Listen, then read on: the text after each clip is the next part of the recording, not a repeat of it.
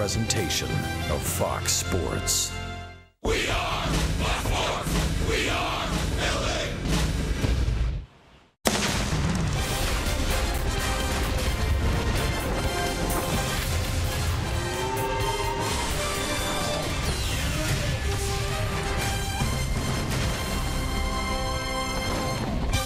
It's been a tough first two games for the Angels to start this road trip, but on this beautiful afternoon for baseball in Cleveland, the Angels trying to pick up a victory before heading off to Toronto. It's the final game of the series against the Tribe.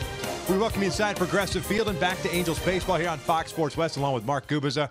I'm Victor Rojas, and while the offense continues to sputter along, there has been one little bit of a bright spot. Luis Valbuena certainly has struggled for the 3+ months that he's been in the lineup, but of late, Gubi, especially with the long ball, it's been prevalent. Yeah, Victor, he really, when you think about 185 batting average in the first half, but since the All-Star break, swinging the bat better. And take a look at our Carlos Cam replay. He's really been driving the ball very well, too. When you talk about back-to-back-to-back games on Sunday, a big home run to give the Angels that victory, 3-2 at that point. Then on Tuesday night, another home run, but this time to center field. So home run to right, home run to center field. He's sitting back and driving the ball well.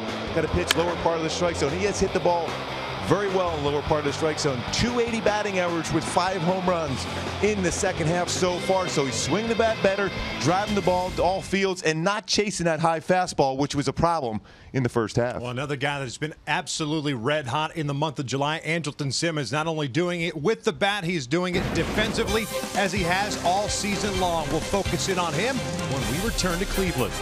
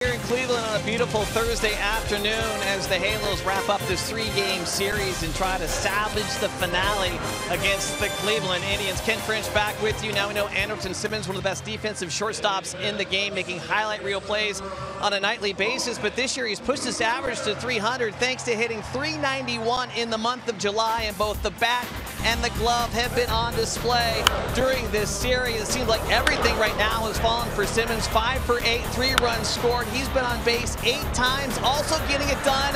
Well, not with the glove. How about the bare hand on Tuesday night in a big clutch play? Last night, 2 outs, getting Zimmer coming around third. Final out of the inning to preserve a 1-run game at the time. And Simba, of course, hoping to bring the A game this afternoon as the Halos looking to salvage the finale of the series with the Indians. First pitch around the corner with Victor and Gooby, so don't go anywhere. Angels baseball next.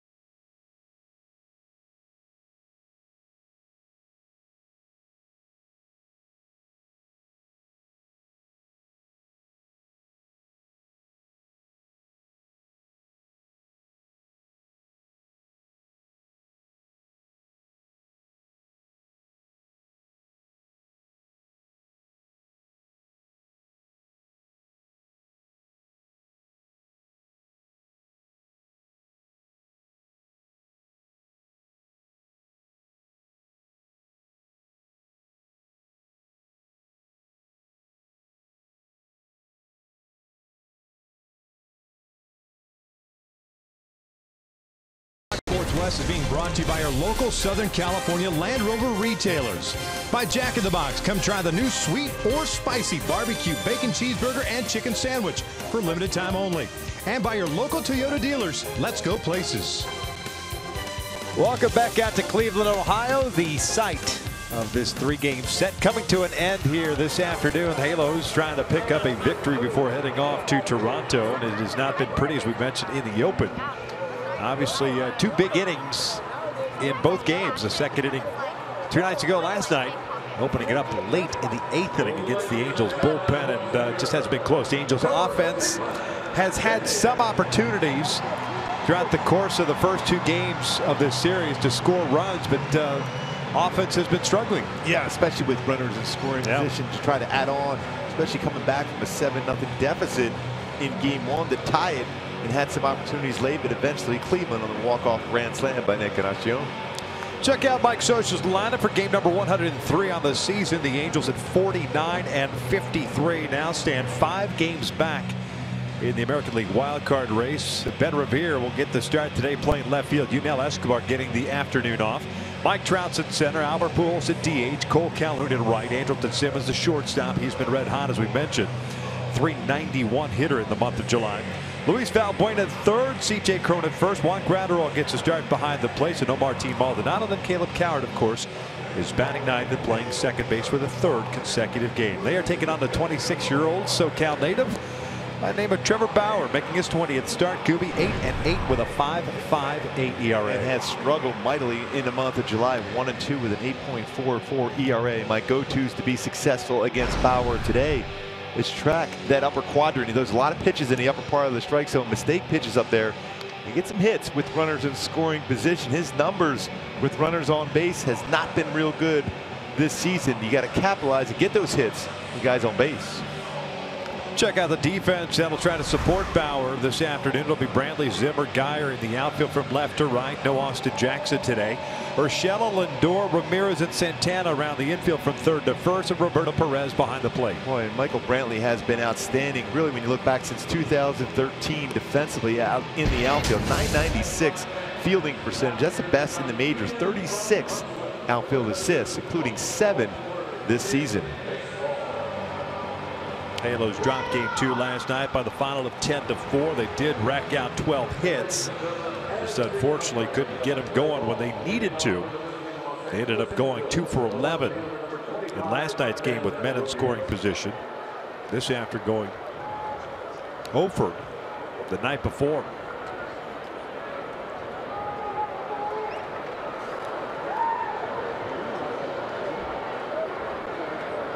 Ben Revere ready to lead things off.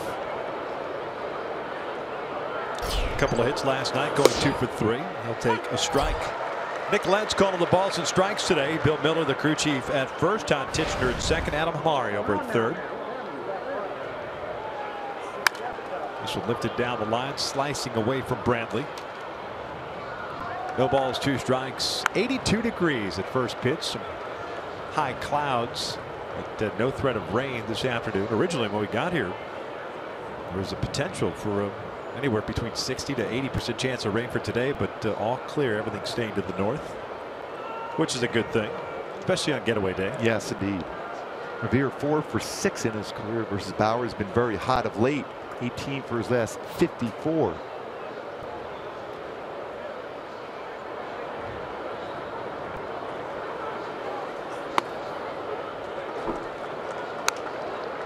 One ball, 2 strikes. Ben hitting .236. 7 doubles, 2 triples, a home run, 9 runs batted in. I'll pull this one over to first. Santana there, knocking it down. One-time catcher using that body. 1 out. One day key for the Yankees to be successful. A little Rolling Stones, little jumping jack flash, looking for some home runs, some jacks out of the ballpark today, especially from this middle part of the order, including Mike Trout looking for that home run number 20 of the season in today's game versus Trevor Bauer. Good numbers for Trout in his career. 3 for 7 against Bauer. So Trout will bat. The base is clear. Mike had a 3-hit game last night, going 3 for 5. 3 singles, no runs scored.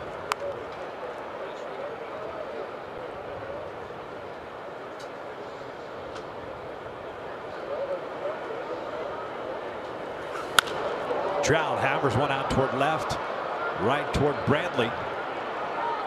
2 down.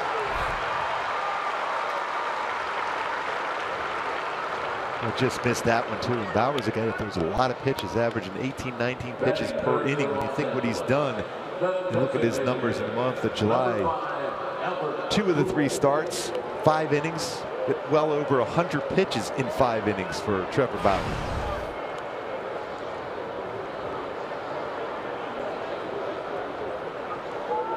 Albert Pujols DHing, hitless in the series. Albert 0 for 5 last night, 0 for 11 overall. .236 average, 14 home runs, 59 runs batted in.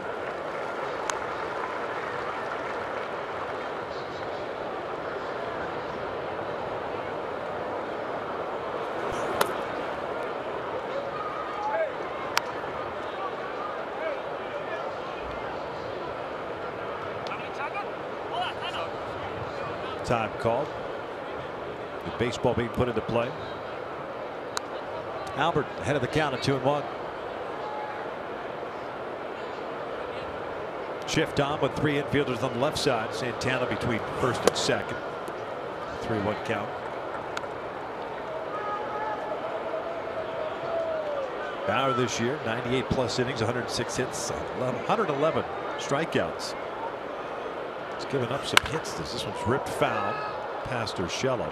You know, it's a fastball. You look at the numbers so far this season for Trevor Bauer versus his fastball as compared to his secondary pitch. His fastball, he's given up 11 home runs, batting average at .301. Secondary pitches, that includes a cut fastball, curve, slider, and changeup, split finger fastball. .223 with 3 home runs allowed.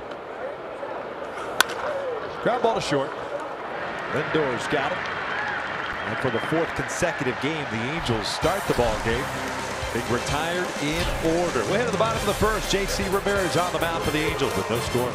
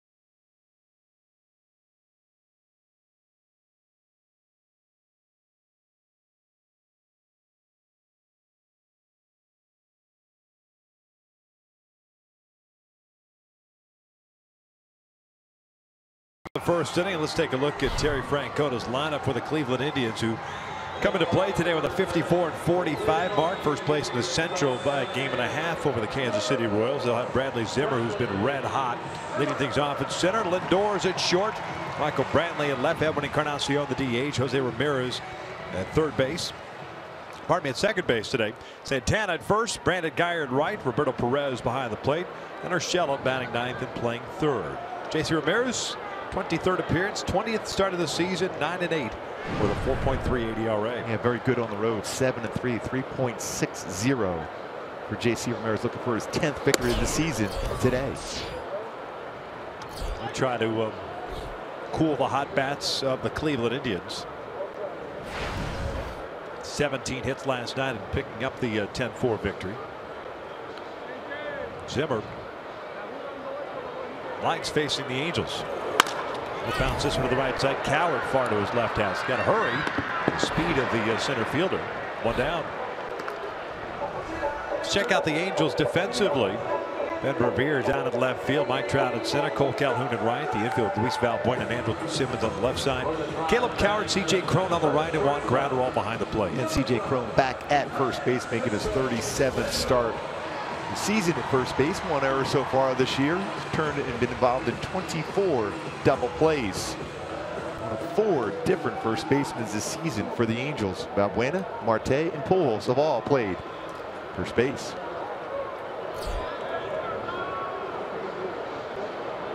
One out, nobody on for Francisco Lindor.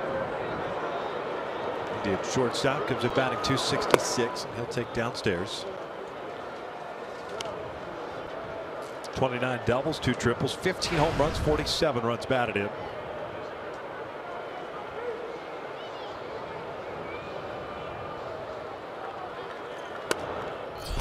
One ball and strike. By the way, pretty solid play by Coward. He was out earlier today working on some ground balls, turning double plays. And that footwork at second base. Nice play on that ground ball by Zimmer.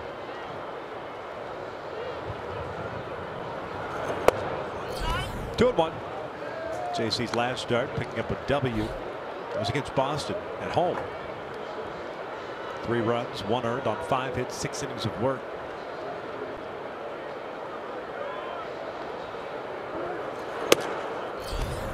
Pretty good crowd here on day game. Midweek day game here in Cleveland. Still filing in.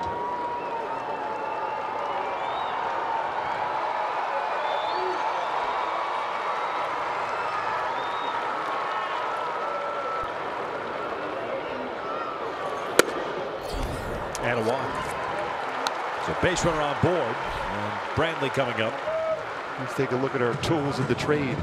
Brought to you by Ram Trucks.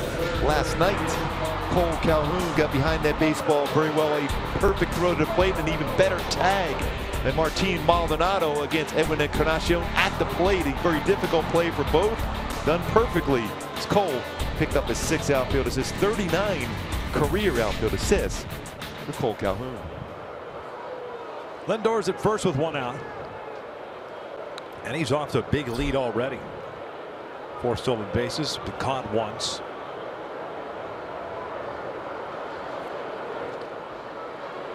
Juan Guerrero has thrown at 39% of base stealers this season. Although JC Ramirez has allowed 10 stolen bases in 14 attempts, does have 1 pickoff. Not the quickest guy to the plate. No. So they will be aggressive.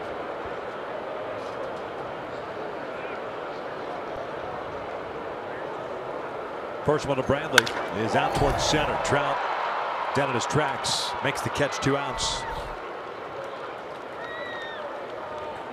And remember, we were talking about that coming into this series. Cleveland not run a lot, but they've tried to run quite a bit in this series.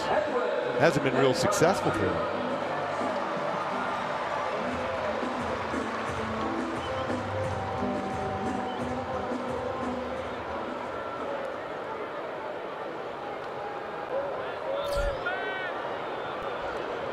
The 2 outs and a man at first for Edwin Encarnacion, DH. The walk-off grand slam 2 nights ago. Lindor's on the move, and that pitch is inside. No chance. Nope. Stolen base number 5 now for Francisco. Just 4 or 5 steps before JC Ramirez delivers the baseball. No chance at all. Juan Guerrero has that mid-on like you see with Mike Trout when he's on base.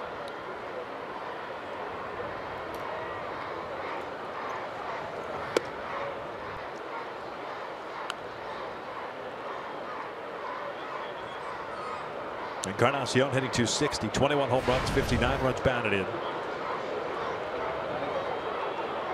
Halos kept him in check yesterday. Went 0 for 2 with a couple of walks. 2-1. Look at numbers so far this season for JC Ramirez as far as his fastball numbers versus secondary pitches. .270 versus fastball with 12 home runs allowed. That's a 2-seam and 4-seam fastball. Slider and a curve, which is going to be important. Those 2 pitches against this lineup for Cleveland. .259 with 6 home runs allowed.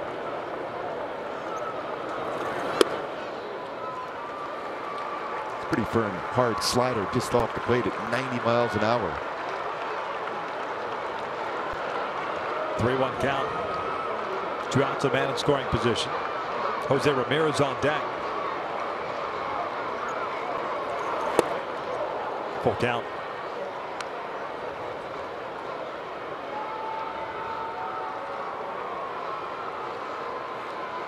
See, Edwin Encarnacion has really hit the fastball very well, but is struggling on those secondary pitches. That's why you've seen a number of them in this game already for Ramirez against Encarnacion. .298, 11 bombs against fastballs.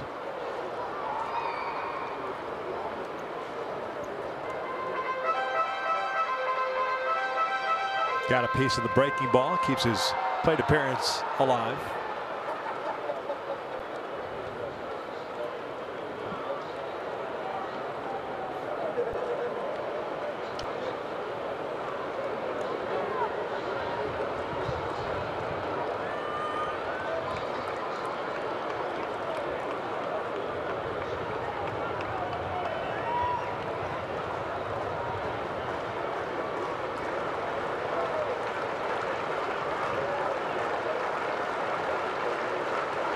Long look in for JC. Lindor over at second.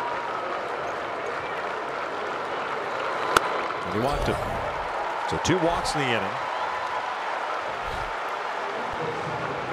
And Jose Ramirez will come to the plate. It's at .296 this year with men in scoring position. We'll get an opportunity to put the Indians up early. Switch hitting second baseman. .319, 17 home runs, 52 runs batted in. Well, so far in this series, 6 walks have scored for Cleveland. in this first two games, and now here with 2 walks in the first inning. They've been patient at the plate. Generally, they will hack at the first pitch, but then they work counts. They've scored a number of those runs after walking.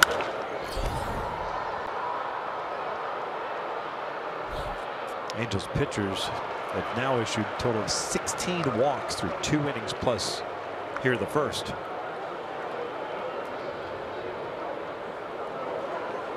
This is a team that doesn't need any help. Good offensive ball club. Pretty good balance. They're not up there. Their approach is not up there to hit the ball out of the ballpark. They will, but they're thinking line drive. We saw that in the 8th inning last night. Wherever the pitch was thrown, they went with that pitch. Little dribbler toward first. Crone has to come in on it. He'll take it himself, and the inning comes to an end. Indians get a couple of men on via the walk. They leave them stranded. Went to the second with no score.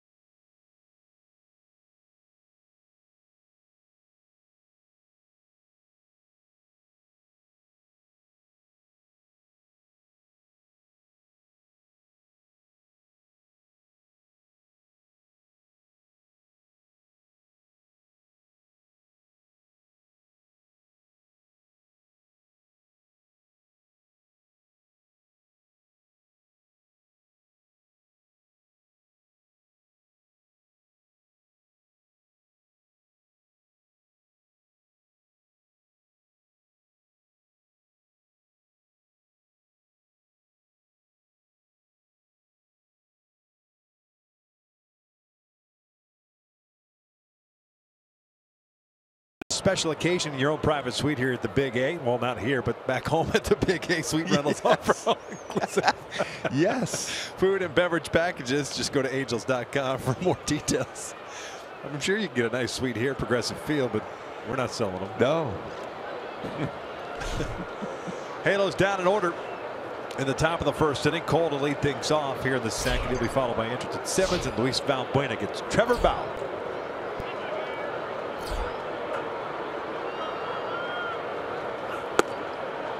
It's now the 27th of July, and I think Cole would like to put this month behind him. 159 in July. Overall, 232. See where the on-base percentage is at. 13 home runs, 44 runs batted in. Had a 3-run home run 2 nights ago. Cole last night going 0 for 4.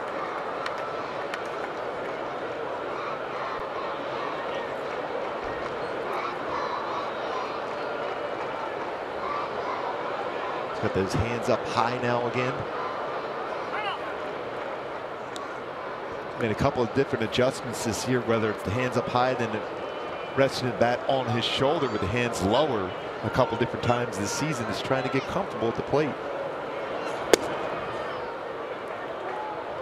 You ever, as a pitcher, get into a funk where you try new things, whether it's one side of the rubber versus the other side? Yeah, I would move a little bit more so in the middle of the rubber. And also, there was times where I bring my hands over my head, but then other times I would keep it more lower and more compact to throw more consistent strikes.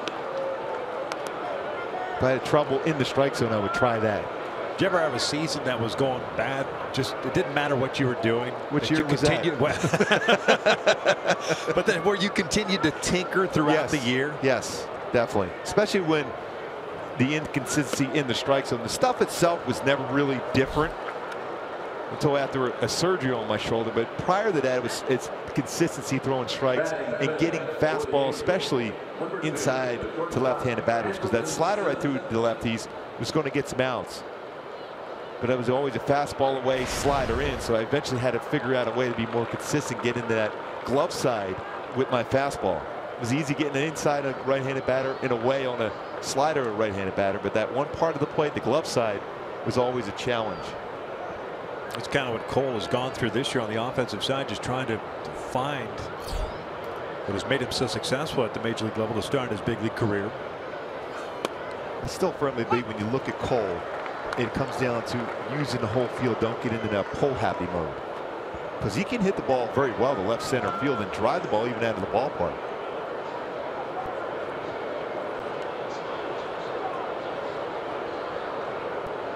Simmons at 300 on the season, 11 home runs, 44 runs batted in.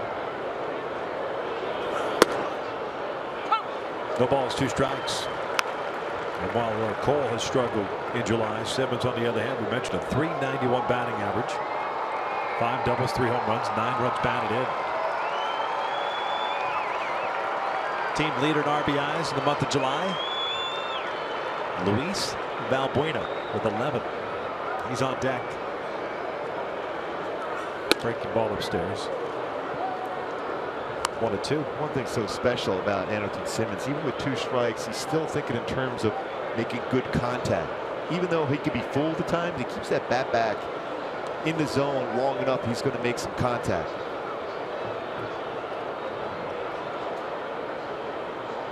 He's had 4 straight multi-hit games, Anderson Simmons.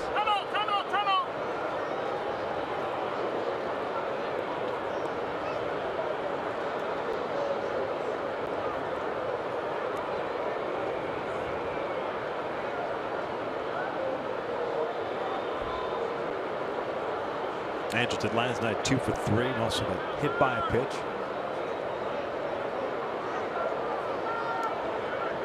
Cole over at first with a leadoff walk. Reaching for it, it goes foul. Pretty good indication that plate coverage that Anderson Simmons has. That was a pretty good breaking ball from Bauer, well off the plate, but still able to make contact, keep his at bat alive. And his numbers against fastballs this season been very, very good. 340 batting average. That's high fastballs, low fastballs, inside and outside. 5 home runs also.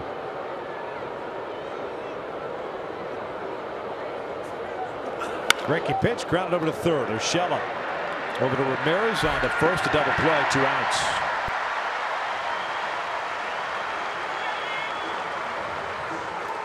Both these teams in this series so far have played some outstanding defense, especially for Cleveland in their outfield. Been great here. Another double play turn by Cleveland. Urshela over to Ramirez, a 5-4-3 double play. So 2 outs, nobody on, and Luis Valbuena up.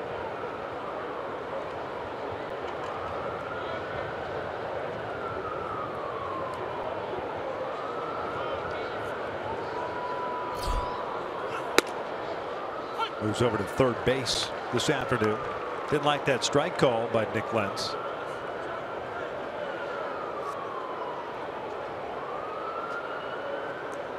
And the one thing Valbuena has done much better, he's laid off that high fastball. Even though it just barely touched the strike zone, good idea to let that one go. 2 for 3 last night with a double and a home run. Behind here at 0-2.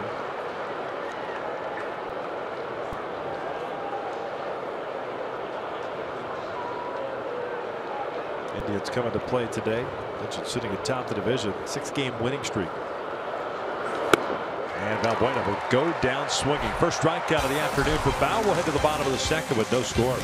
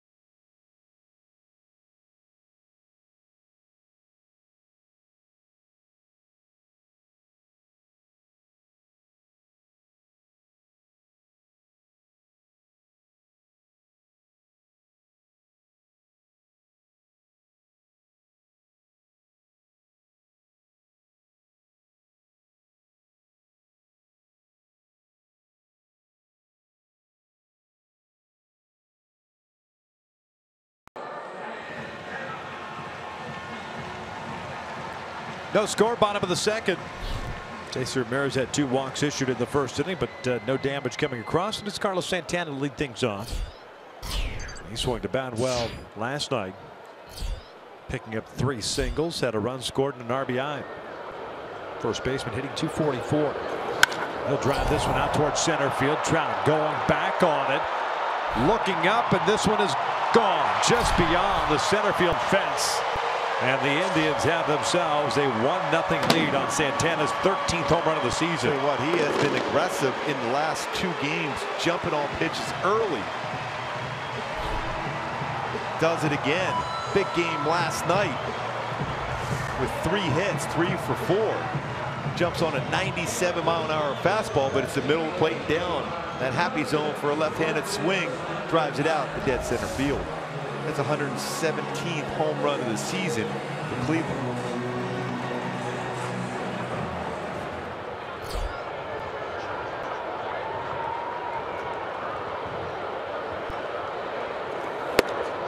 It's the 5th home run they have hit against the Angels in this 3-game set so far. Talked about it when we came into this series. They've been swinging the bats much better of late. Brandon Guyer came into the game last night. Got a hit late. 200. Starting right fielder tonight. Today, I should say. Austin Jackson had gotten to start the last 2 games out in right field. He swung the bat well against the Angels. Guyer cues this one, and it's off the top of the glove of C.J. Cron. Mistimed it. Yeah, that's exactly in the timing of the jump. Should go as a base hit, I'd imagine.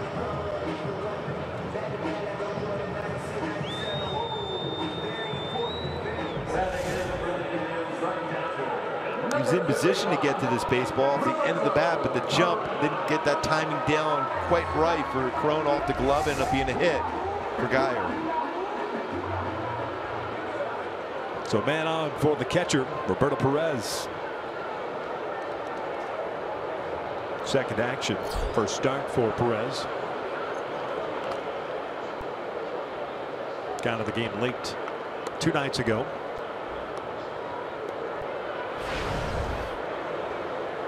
.183 average with a home run, 6 runs batted in. He was given a 4-year deal in the offseason.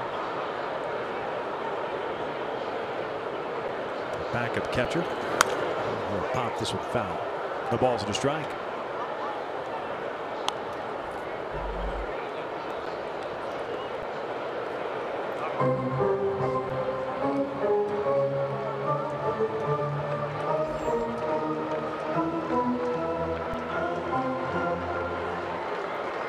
Indians still with one of the few ballparks, if not the only ballpark, I guess Fenway still does, the netting between like the press box area and the backstop.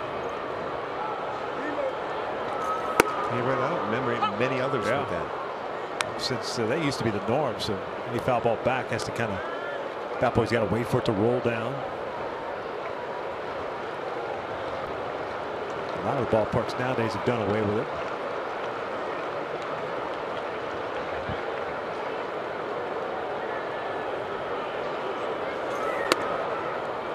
One ball, 2 strikes.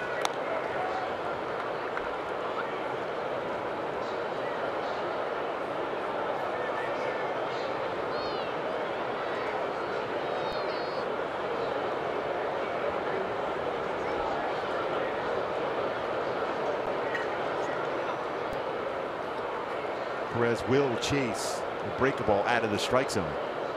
Rolled into 2 double plays also this season.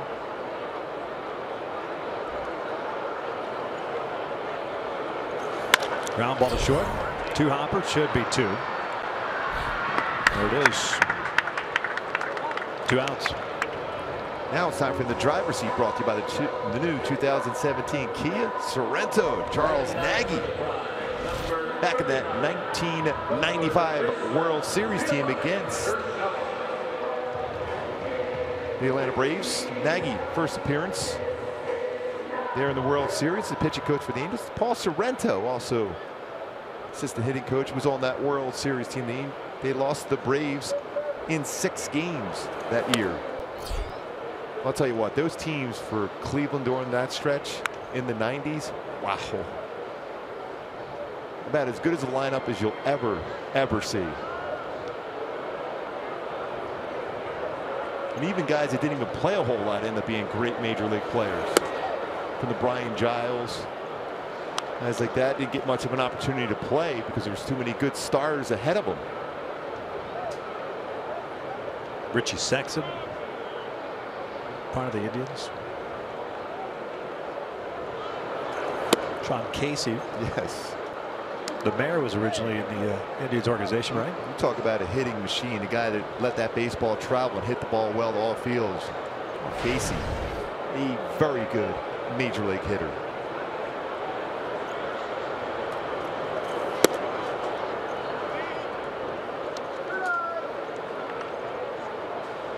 A second-round pick by Cleveland. I didn't know he was a Richmond Spider.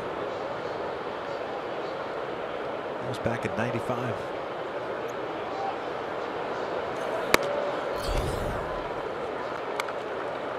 Case got 6 games with the '97 team. Then went to Cincinnati.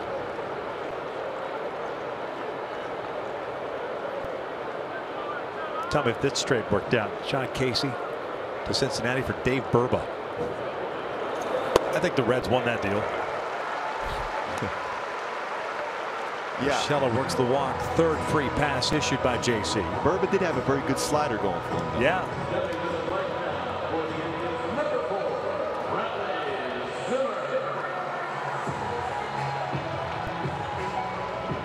People forget that Jim Thome played third base for that Cleveland team. That's who we go. Yeah, when people, especially towards the end of Thome's career, they start discussing his potential Hall of Fame candidacy. So he's a DH, yeah, at that time, but he came up as a third baseman, became a really good first baseman, and put up the bulk of his numbers as a first baseman. Then transitioned to DH. Hall of Famer for sure.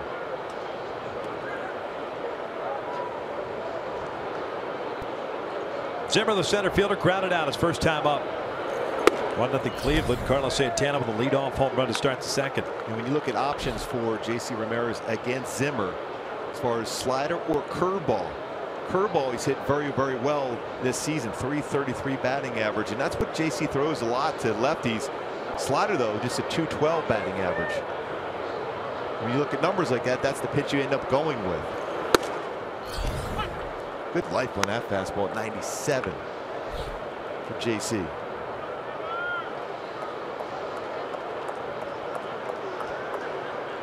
Zimmer got himself a little 4-game hitting streak.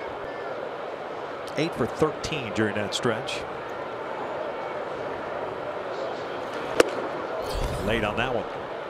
2-2. Out of La Jolla, California, to the University of San Francisco.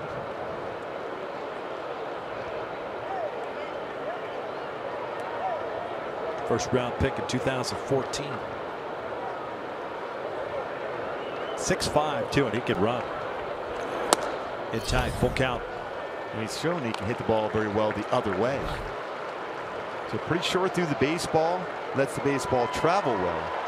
We know how well he can run. Very good throwing arm also in the outfield, and great coverage. That play he made against Ben Revere, a big difference maker in game 1 of this series.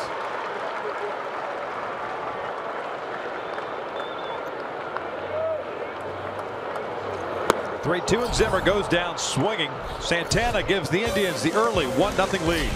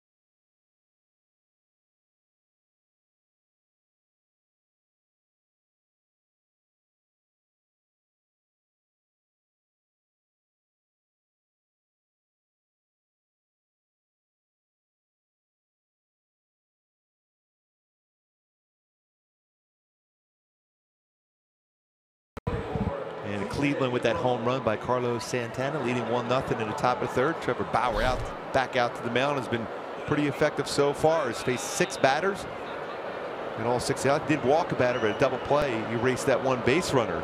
C.J. Cron will be leading off this inning against Trevor Bauer.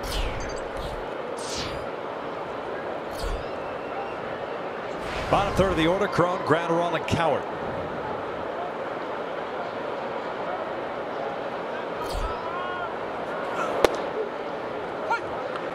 CJ got into the game as a pinch hitter last night. Ended up grounding out. And 0 for 1. 232 average, 4 home runs, 18 runs batted in.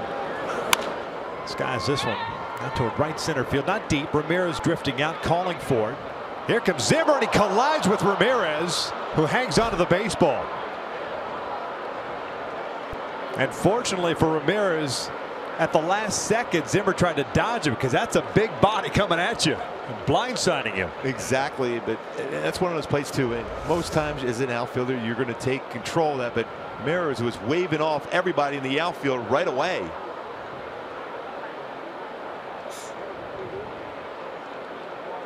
Fortunately, both seem to be okay.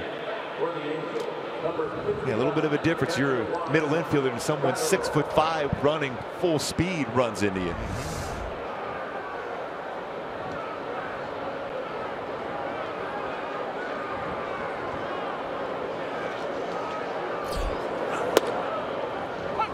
Juan Gratterall getting to start behind the plate today. Comes at batting 245. A double, 6 runs batted in. I'll punch this one over to first. Santana's over there. 2 down. Hey, join the Angels Tuesday when the Halos return home. That's August the 1st. Phillies are in town for the first of 3. Fans in attendance to receive a pair of Mike Trout number 27 socks while supplies last. And it's courtesy of Micro Simi. For information on tickets, go to angels.com. 2 outs, nobody on, and Caleb Cowart at the plate. 3rd consecutive start at second base. So far in the big leagues, 5 for 10 this year. 2 doubles, 2 runs batted in. Well, with 2 outs now in the 3rd inning, only 30 pitches thrown so far for Trevor Bauer. He's kind of maintained a pretty good tempo. We've seen a couple of hitters, Calhoun and Simmons, specifically kind of step out on him, asking for time. He had 112 pitches thrown in 5 innings last game out.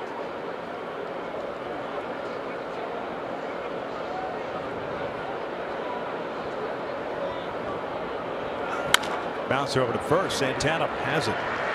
Halos down in order. A shutdown inning for Trevor Bauer, who's yet to allow a hit. We'll head to the bottom of the 3rd. Cleveland's on top 1-0.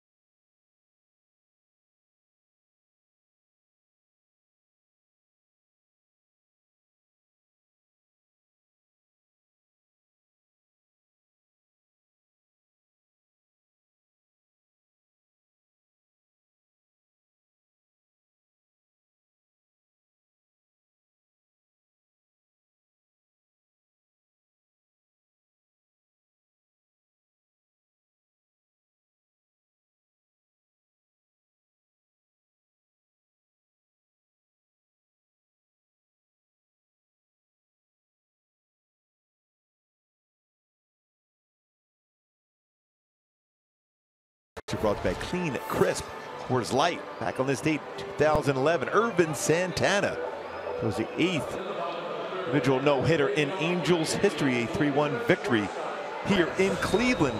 Take a look back on that magical day for the Magic Man, the young Irvin Santana. You talk about having a slider work, and he certainly had that going, and the defense behind him. Peter Borges catching that last one. Irvin Santana, a no-no. Win that game 3-1. Only 2 players remained from that roster in 2011. Mike Trout, Garrett Richards. Gave up a run in the first inning on the error by Eric Ibar, if I remember correctly. That was all. But when he gets locked in with his slider, and then when you start to look for a slider, he still can rush that 95, 97 on his fastball. Lindor, Brantley, and Encarnacion here to third against J.C. Ramirez. 1 ball was strike. You know, as good as that game was for Irvin here, I thought his best game that I'd ever seen him pitch was against the Arizona Diamondbacks at the Big A, where he had a perfect game late. Was that Austin Jackson that broke it up? No, it was Justin Upton. Justin Upton, that's right. Yeah, with a clean base hit up the middle. And I want to say it was in the 8th inning. And he was dealing that day. Lights out. Whatever he wanted to do that day against the Diamondbacks, he did until that base hit. There's a called strike. 3 down goes Lindor, 1 out. Good off-speed pitch from J.C. Ramirez.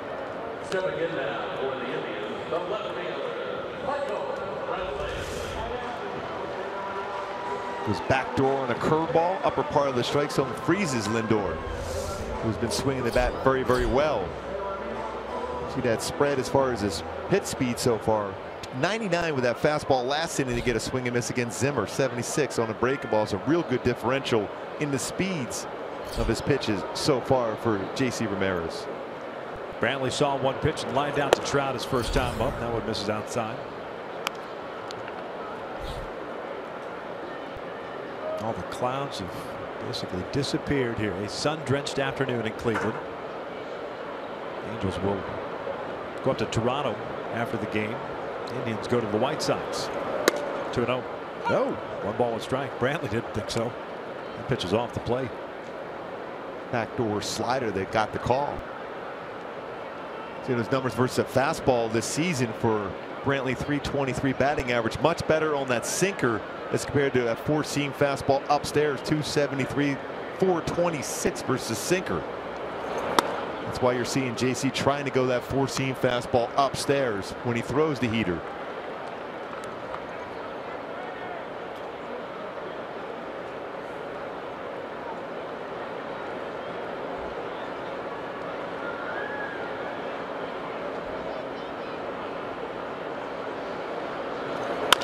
Chopper toward the middle. Simmons was playing that way.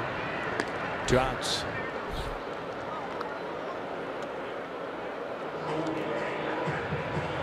Finally, Hamilton Simmons gets a routine ground ball hit his play. Well, that play he made yesterday going into the hole, prevent a run from scoring as the base runner goes around third to be able to get him out in a rundown. Range for Hamilton Simmons and his instincts. So much fun to watch.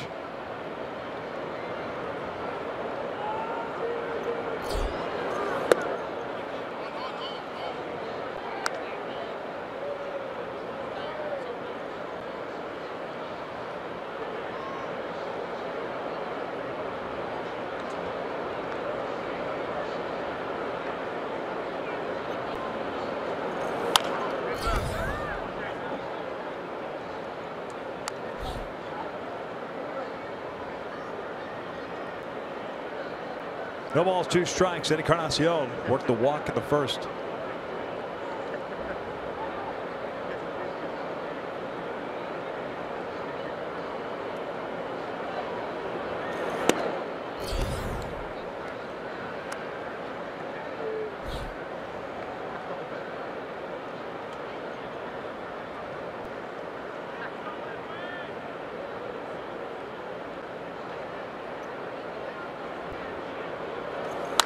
That's out towards center field, chasing Trout back. Just shy of the track. Hauls it in for the 3rd out. A 1-2-3 inning for J.C. Ramirez. We're headed to the 4th with the Angels down 1-0.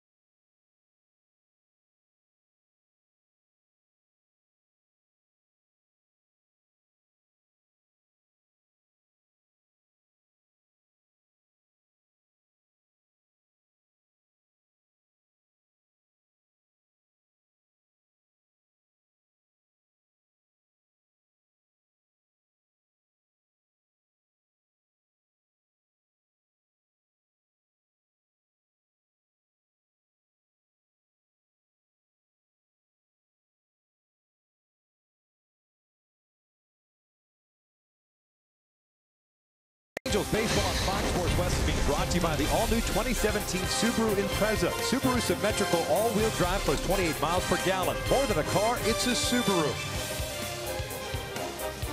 Halos down 1-0. Grilling the brats here in Cleveland. That looks real good. Yeah, tasty. Yes.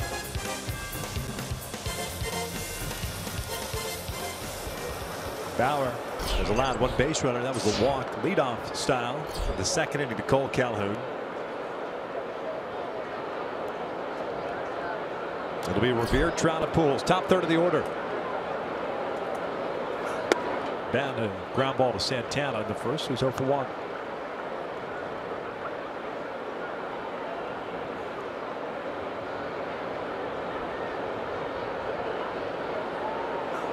This is it to the middle, and it's a base hit. First hit allowed by Bauer. It's a leadoff single. Brings up Trout. Another good swing by Ben Revere. Talked about his numbers, 333 batting average over his last 54 at bats. 1 for 2 today. Speed at first. Take that focus away. With Bauer thinking about Ben Revere first, make a mistake to Mike Trout.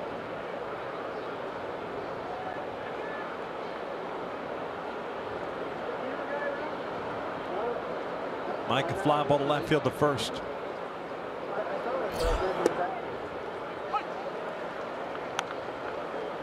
And Bauer likes to throw his cut fastball. Trout against a cut fastball this season. 444 batting average with 4 home runs. Starts him off with a curveball first pitch. Also on a sinker, over 400 batting average with 5 home runs for Trout, lower part of the strike zone. 1-1.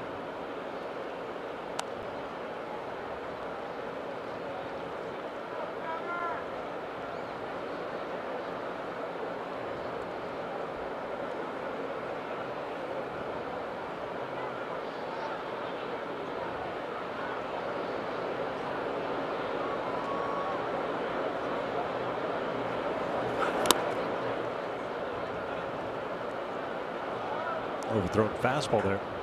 Now you could steal off of Trevor Bauer, although these catching combination for Cleveland, very good throwing arms. Yan Gomes last night, Roberto Perez today. Bauer's allowed 3 stolen bases in 4 attempts. There goes Revere. The pitch inside, the throw down to second. A good one, and they got Ben. Quick throw and a tag by Ramirez. 1 down. It's an impressive throwing arm once again by Roberto Perez, and a quick tag at second. Pretty decent jump for Revere, but he got a high fastball, a perfect pitch to throw. Able to gun him down at second base. No argument from the Angels. A Trout with a 3-1 count.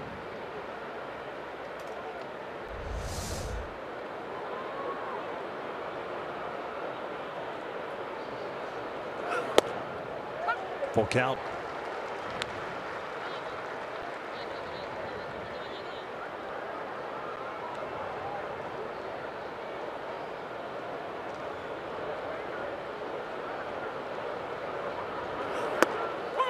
Called strike 3.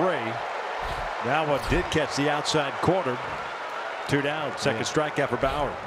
That was a little cutter right on the outside corner after the fastball was called a strike that was off the plate. That cutter catches the outside corner.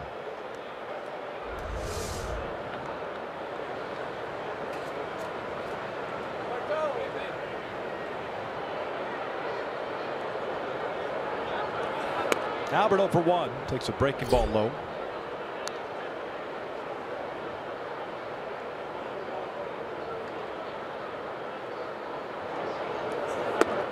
What a one.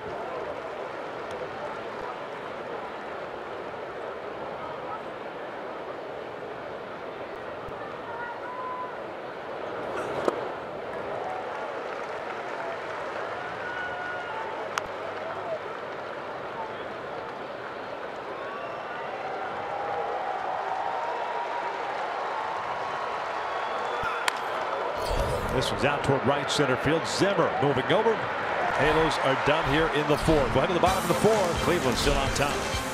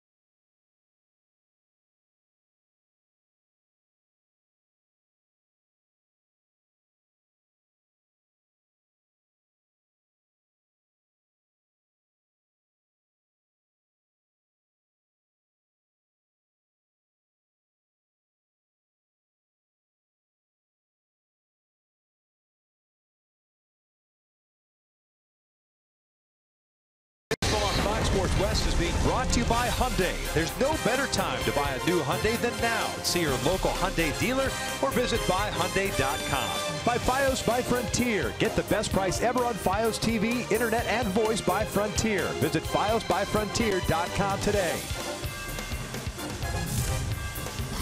1-0 Santana with a home run to lead off the second. The only scoring in this game. Ramirez, Santana, Guy are here in the fourth against JC.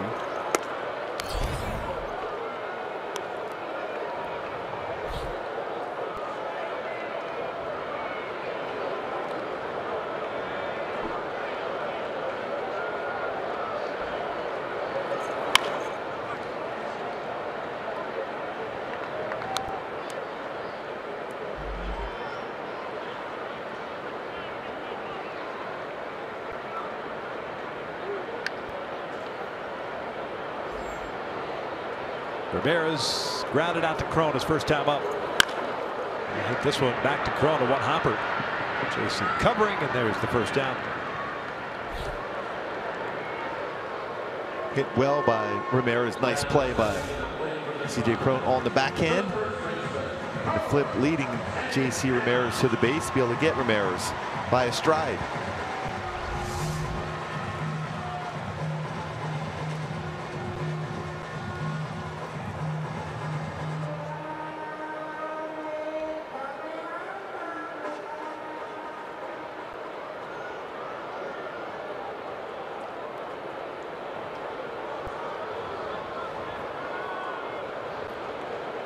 One out, nobody on. Here's Santana. Homer to straightaway center field. Leading off the second, his 13th of the year. 54th run batted in.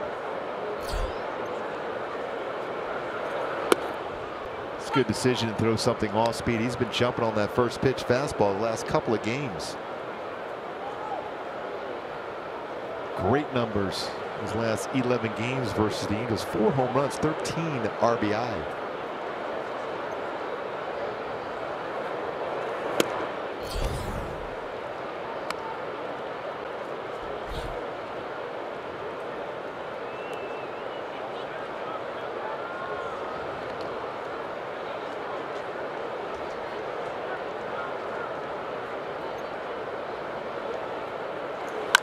This one's out towards shallow left. Revere coming in.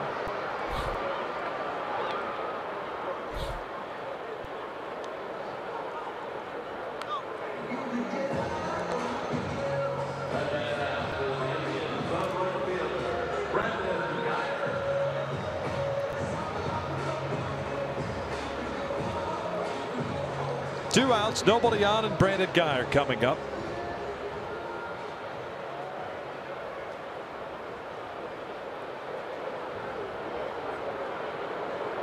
Guyer based it off the glove of Crone in the second. Guy born in Westchester, Pennsylvania. Know that well. My brother went to school there, college. In Westchester. So you claim Westchester? It's close enough. It's close enough? Yeah. Bouncer to third. Valbuena is there. And J.C. Ramirez with a 1-2-3 inning for the second consecutive frame. We're headed to the fifth. 1-0 Cleveland.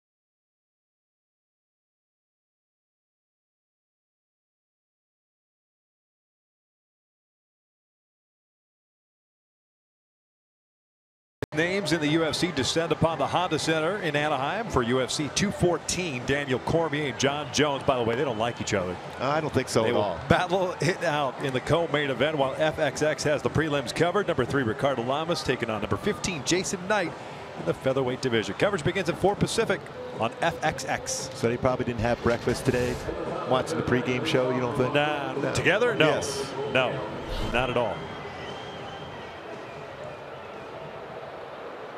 Top of the fifth. Bowers allowed 1 hit, 1 walk. He struck out 2. Has a 1-0 lead to start this fifth inning. Cole will step up. Calhoun picked up the walk to lead off the second, but then was promptly erased when Simmons grounded into a double play.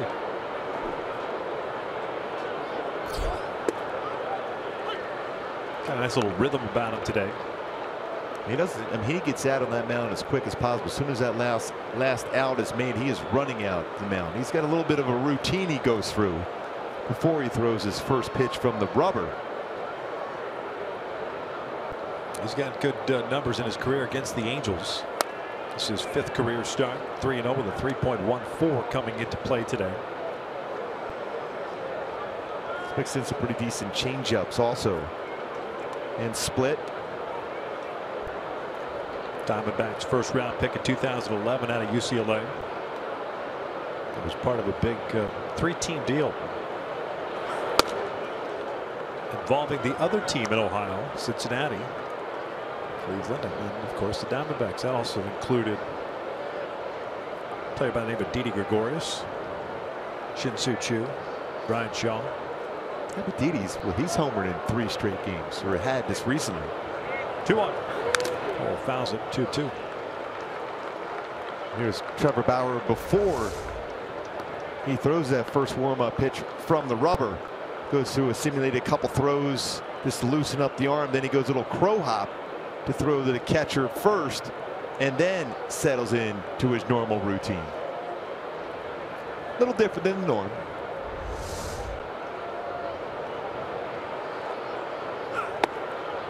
Missed outside, full count.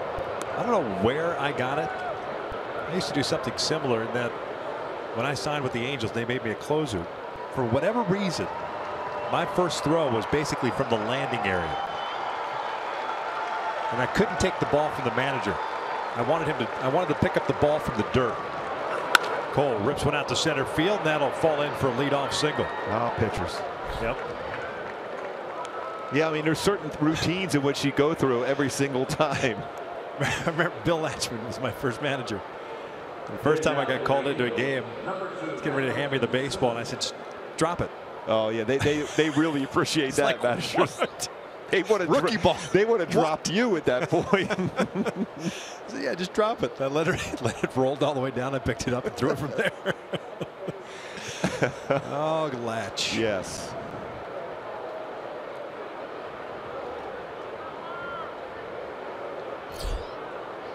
There's Simmons, 0 for 1. Take outside. I remember Dick Hauser, to all of us when we first made the big leagues, he said, hey, listen, when I come out to the mound and I want to take the baseball from you, just wait there on the dirt and hand me the baseball. Don't flip it in the air. Don't say anything bad. Don't drop it on the ground. Otherwise, you can just keep walking and then you'll be able to play somewhere else real quickly. So you learned that right away. He'll dribble up the third base line, and he goes foul. 1 ball, 1 strike.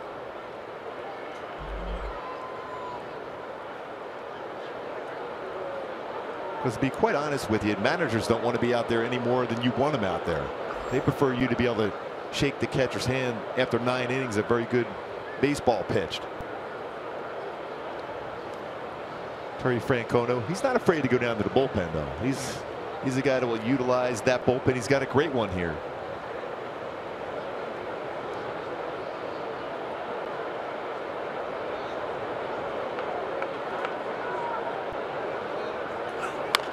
Chopper to third. Urshela has it. Couldn't get the ball out of the gloves. His only place to first. 1 down. Nice play. That would have been a tough off-balance throw to second anyhow. Runner in scoring position. And that stayed right down the line. A little bit of a bobble. Thought about going to second. Ends up going to first. Wise decision when you didn't have a good grip on the baseball.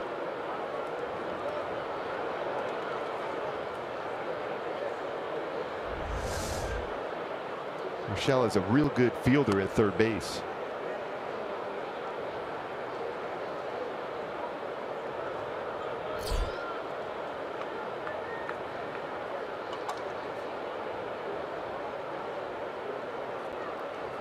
Man in scoring position for the first time this afternoon, and Luis takes a strike. He punched out 10 to second. Last 7 games, though. Good power number, slugging percentage, home runs, RBI. He's really tracked the lower part of the strike zone much better.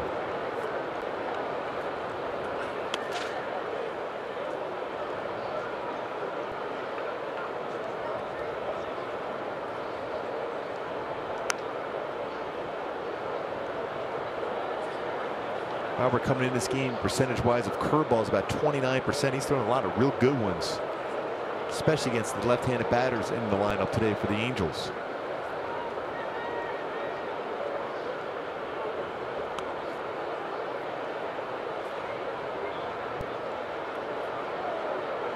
One. It's a pretty solid changeup. You better be real comfortable with your changeups, especially if you just threw a slow curveball. So not a lot of difference in the speeds of the pitch. 56 pitches has been very economical, including only 7 in the third. So as a hitter, after a slow curveball, then you come back with a changeup. You better have good movement. That's exactly what he had on that pitch.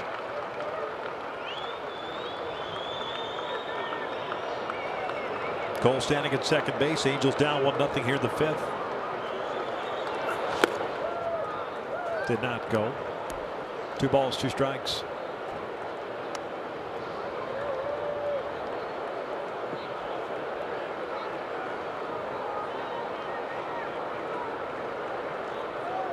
So she's just looking for some consistency from his batters with runners in scoring position. It's been a battle all year.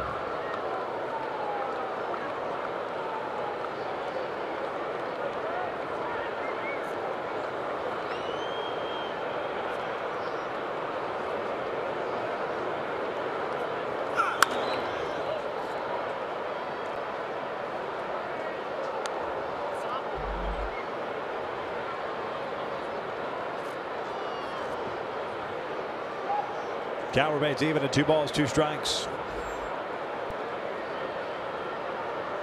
Well, the scoring so far in this game, a home run by Santana leading off the second. In the last 8 road games for the Angels, it's a 128 batting average with runners in scoring position.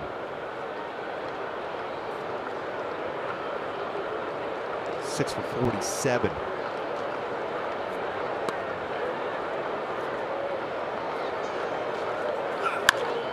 Popped up. Shallow left field. Brantley has to commit on it. Lindor had a long way to go since he was playing in the shift. Makes the catch for out number 2.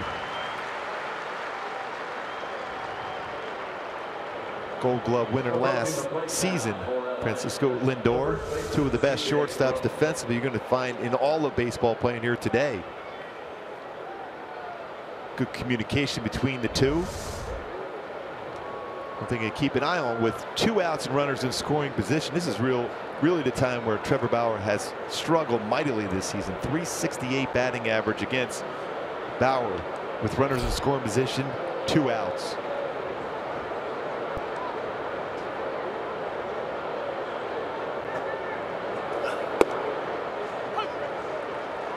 TJ Crone popped down his first time.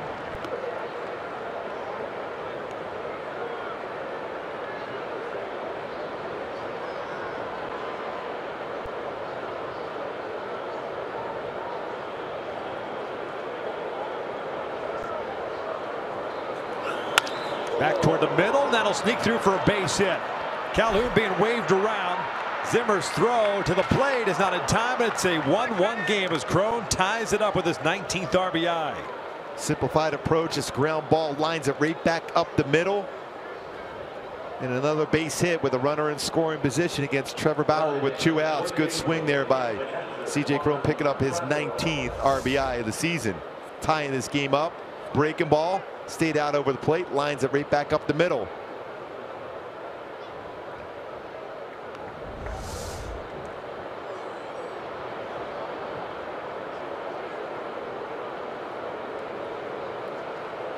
Since his return from the minor leagues, 364 batting average for CJ Crone, picking up that RBI.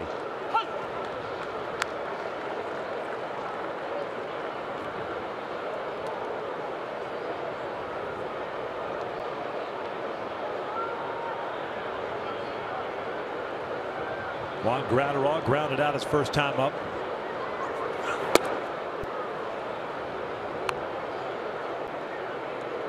One count.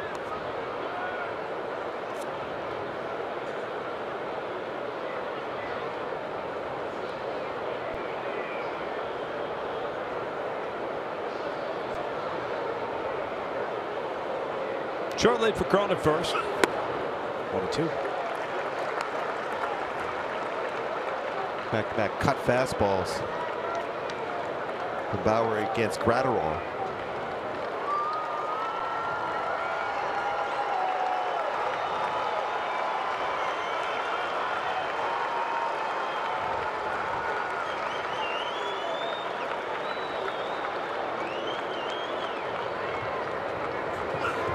Check swing and did not go.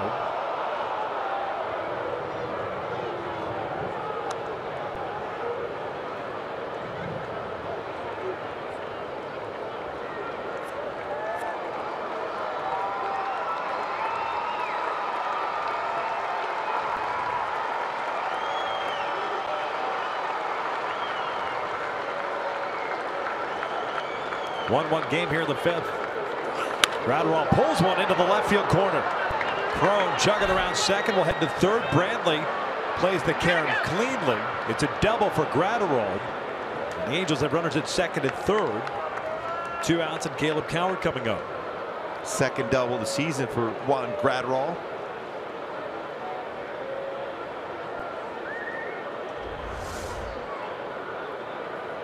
Elevated off-speed pitch, and this lines it right back down in that corner.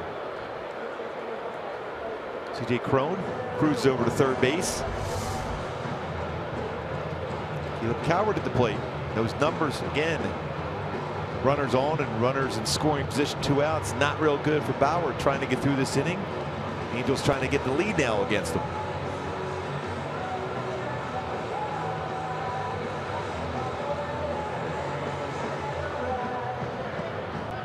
Callaway paying a visit to the mound.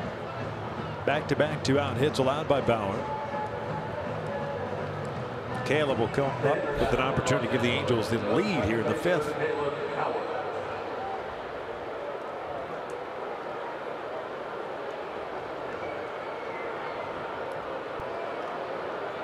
Coward grounded out to Santana in the 3rd.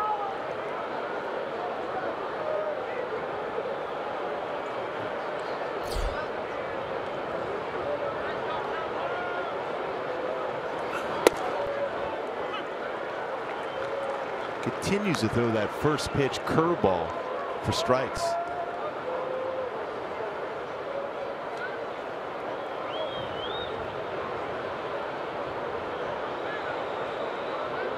Cronin at 3rd. Gratterall at 2nd. 0-1 pitch. 0-2.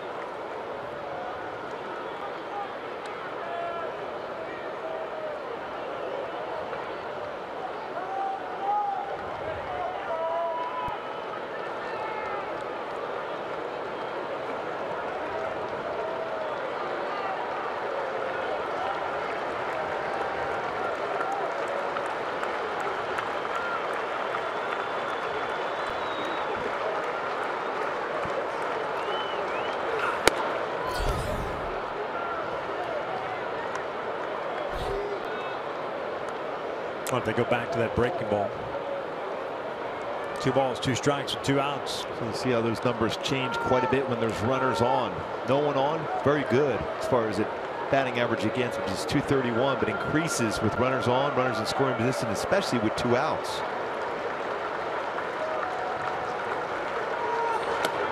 Check swing. He went around. The Angels are done here in the 5th, although they do tie it up on the Crone single. 1-1 as we head to the bottom of the 5th.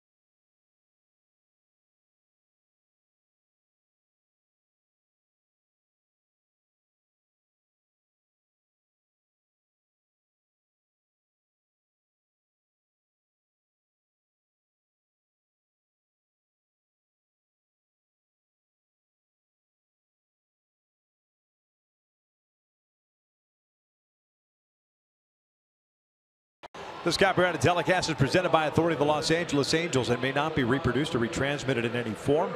And the accounts and descriptions of this game may not be disseminated without the express written consent of Angels Baseball LP. 1-1 game here at the bottom of the 5th.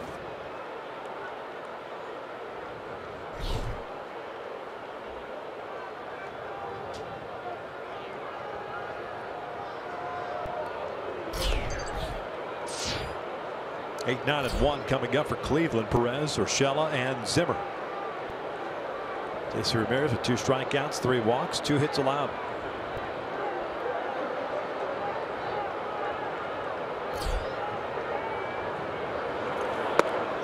Prez grounded into a double play. Second innings, he's 0 for 1. Halos with 4 hits, Cleveland with 2. Angels have stranded 2 base runners while the Indians have left 3 on base.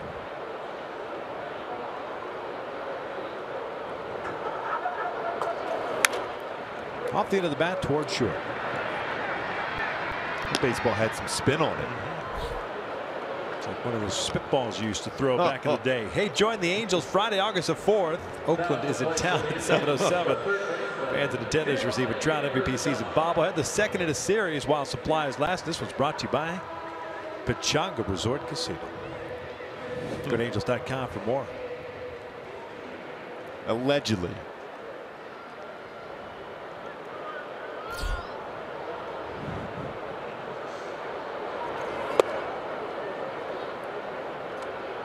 You experimented some, didn't you? Never. Never in a game? Never.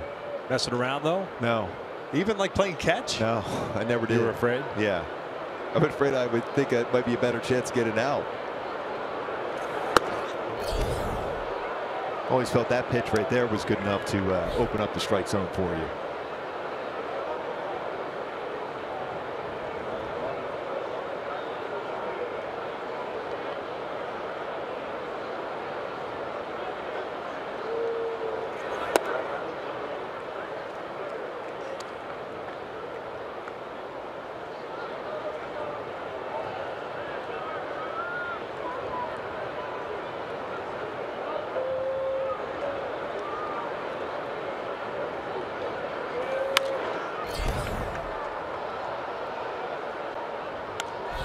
What a beautiful day it turned into here, Cleveland. A little cloudy this morning. Perfect now.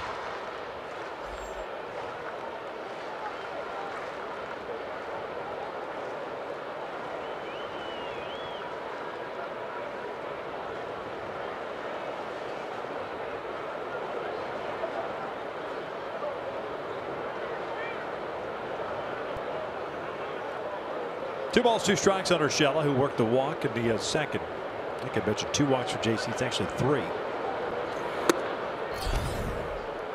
Full count. 64 pitches so far by Ramirez.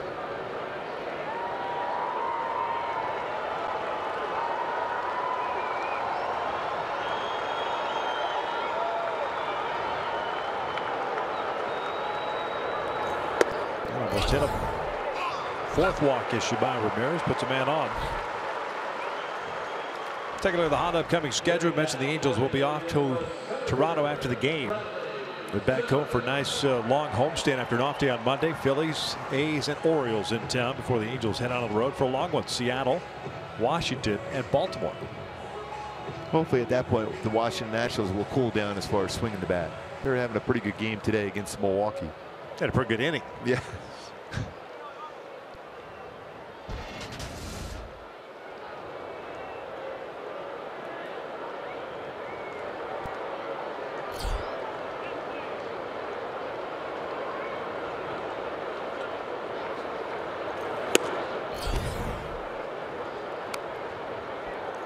Zimmer 0 for 2.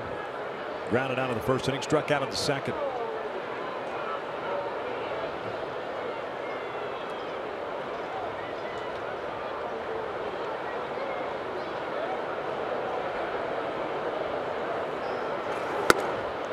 Said Caban has left JC Ramirez.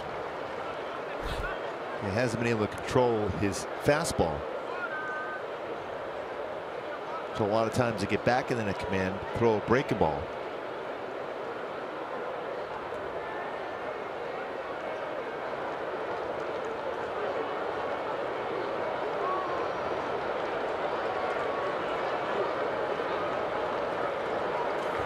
That's driven out to the alley left center field. That will split the outfielders, go to the wall. Urshela racing around to third. He's being waved home. Simmons with the baseball, fires it home. Grounder roll, blocks the plate, and Urshela is gunned down for out number 2. Another perfect throw by Andrelton Simmons. And the collision at the plate. Terry Francona is going to ask about that clear path to the plate. Very difficult for Gratterall to give Urshela any space on that throw. That throw takes right there to that part of the foul line, third base line. But what a throw.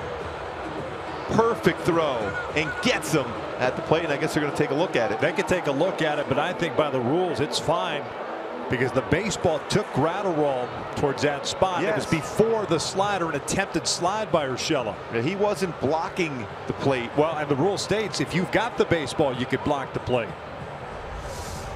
Once you've got that baseball, you have to give them a place to slide, a lane to slide when you do not have the baseball. That changes when the catcher has the ball. Yes. I'll tell you what, that was textbook as far as outfield play. Trout, relay, Simmons, perfect throw. And then a good little scoop there too by Gratterall at the plate, and knowing there's going to be some contact. You haven't seen many contact like that at the plate of late, but a lot on that throw.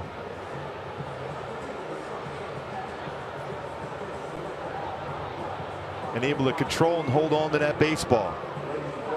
See, initially there's a path to the plate, but then that throw is up the line enough where you have no choice.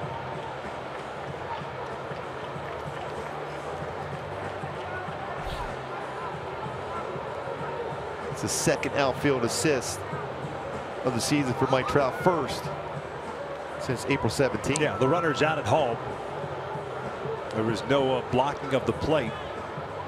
Again, that's sometimes people misinterpret that rule, that you got to give the base runner a path the entire time. It's not how the rule is written. You got to give them a path until you get the baseball. And the same goes for a base runner. If a catcher's blocking the plate, you can go through the catcher still. Heck of a throw by Andrelton Simmons, just continuing to cement his Gold Glove caliber season. And he stayed on top of that throw so that baseball would not run. Right over the top, firm throw from Andrelton Simmons.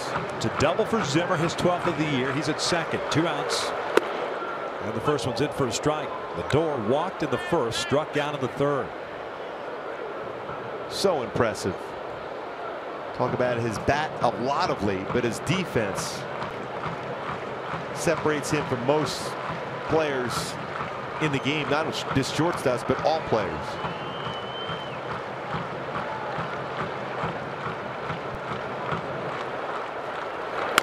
Bouncer off the glove towards Simmons. He plays it. Got him. What a play defensively by the Angels. Trout's perfect throw to Simba. And then his throw to the plate to get the runner to keep this a 1-1 game. Some contact made, but held on by Gratterall.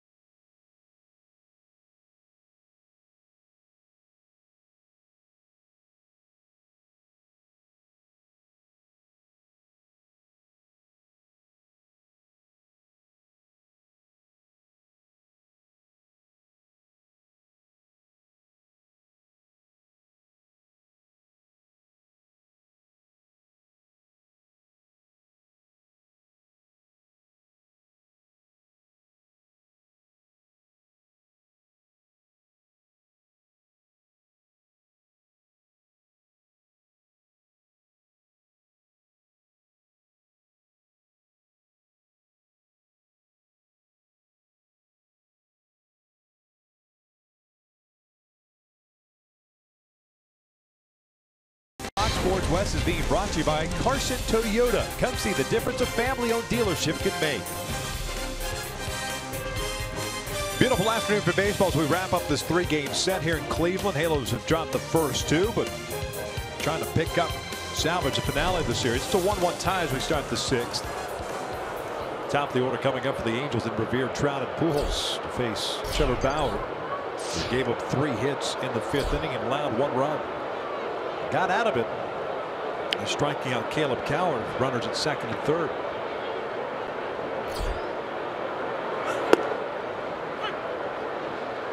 Revere 1 for 2. Base hit of the 4th. That was the first hit allowed by Bauer in the game. He'll flare this one out toward shallow left center field. Make that a 2-hit game for Ben. Make that now 6 for 9 in his career versus Trevor Bauer. Back-to-back multi-hit games. 3 for 8 in the leadoff spot for Ben Revere.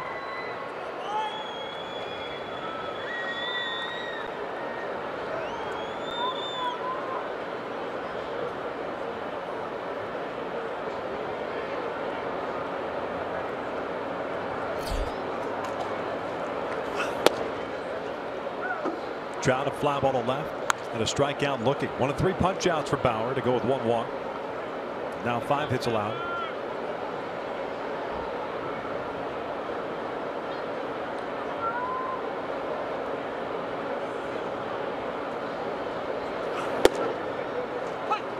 Ball and a strike. Trout started that relay play by throwing a strike 2. I know it's novel to the relay man. A lot of times get outfielders just pick up the baseball and fire it in. Sail the first guy. Tell you what, that was textbook. You get a chance to, if you were a coach at any level, that's exactly the way you're supposed to run a relay play.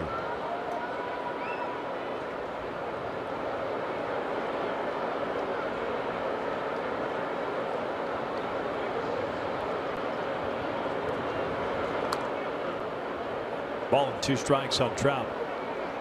And in this case, when you've got a relay of Simmons and Coward, you've got 2 guys with cannons for arms. Like a Russia back in their day, thrown in high school, upper 90s on the mound.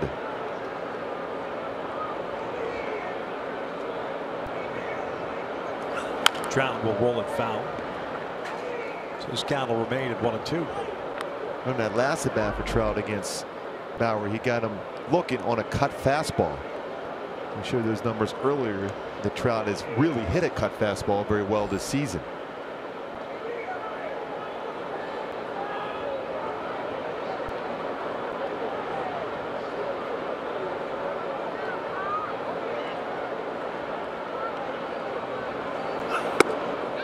Called strike 3. Trout can't believe it. That pitch was in off the plate again. You don't see Trout argue too often. But in the previous plate appearance in which he struck out looking, he also had a similar pitch called a strike. Plus there was hesitation in the call itself. So he waiting for a while and then makes the call. Now was it on the swing or the pitch? He didn't point to Trout. That's usually what an umpire will do on a swing. He's calling it on the pitch, I assume. 1 out. Revere still at first.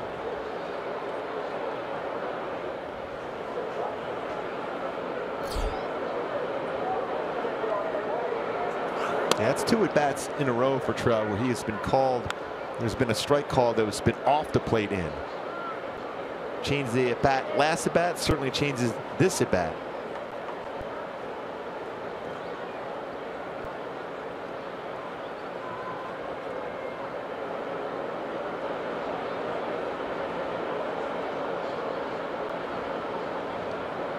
Albert 0 for 2. Hitless in the series. 0 for 13.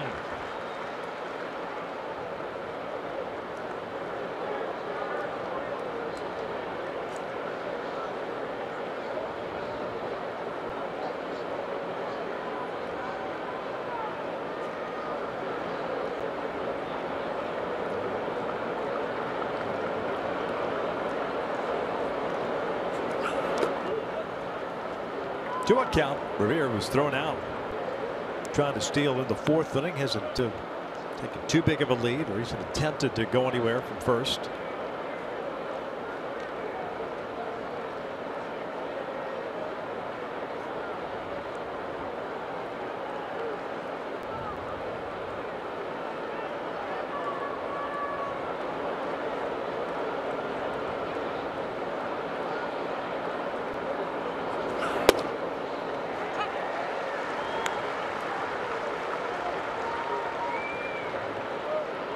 Two balls, 2 strikes.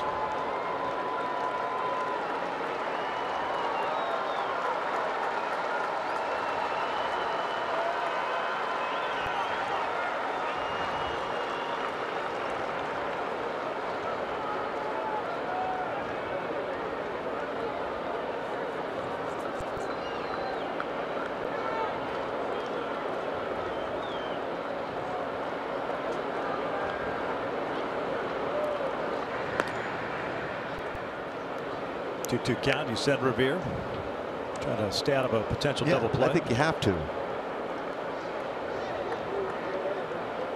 Even though Perez has a very good arm behind the plate, Albert has been hitting a lot of baseballs on the ground with movement. Covering a base may create a spot to get one of those ground balls through a hole. Revere doesn't go. Had him fooled on the on speed.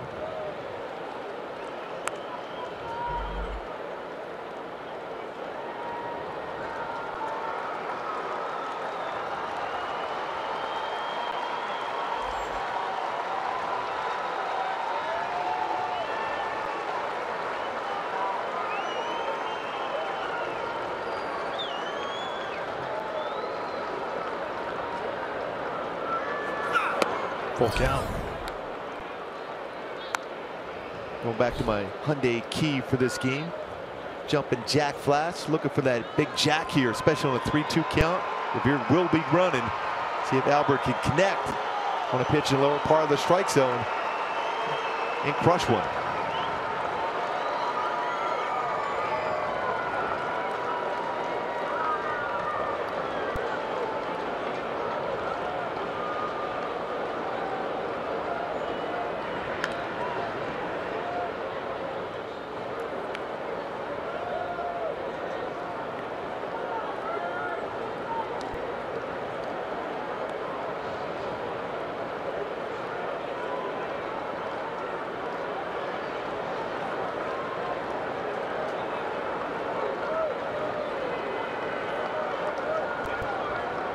Revere goes 3-2, and Albert flips it foul and out of play.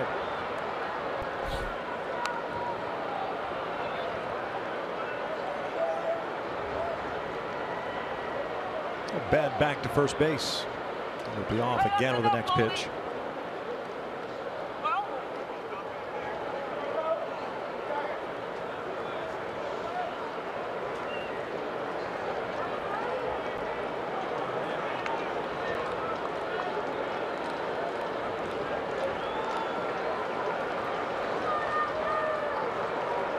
Bauer's ready.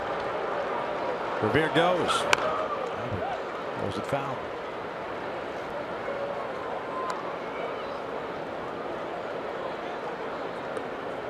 .86 pitches now for Bauer.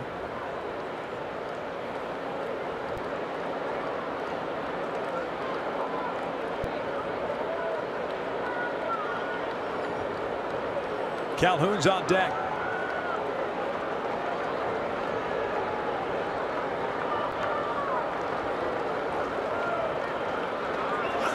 Albert rolls it over to third. Urshela across the diamond. 2 down. Fortunately, the Angels. Rivera was on the move. Albert chasing a breaking ball, trying to pull it. So man in scoring position, and Cole coming to the plate. He's been on board twice with a walk and a single. He's also scored a run.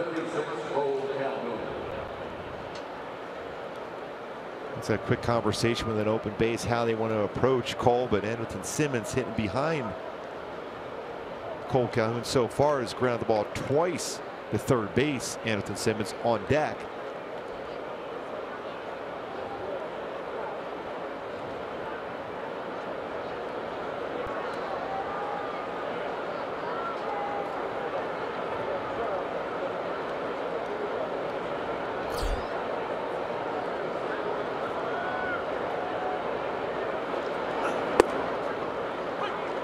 shift off with Cole at the plate. Lindor up the middle. Shell on the lone guy, pretty much on the left side.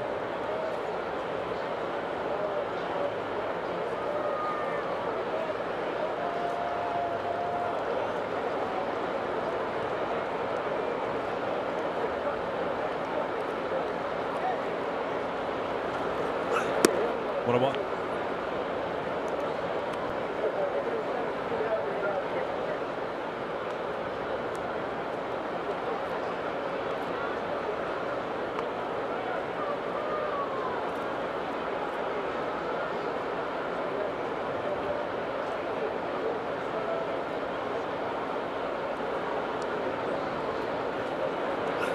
That's hammered out toward right, but just out in front of it, so he hooks it foul. Right size, wrong shape. Towards the corner. Yep. Restaurant. Slow curveball, just out in front. Hit a long way, but foul.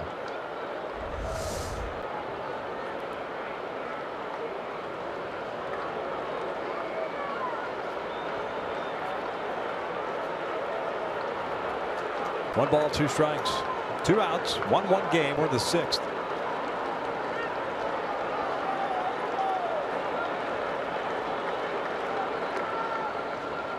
Perez and Bauer need to have a conversation. So the last couple of innings, quite a few pitches thrown, almost the norm for Trevor Bauer. It's 46 pitches the last 2 innings. He cruised through the first 4 with 44.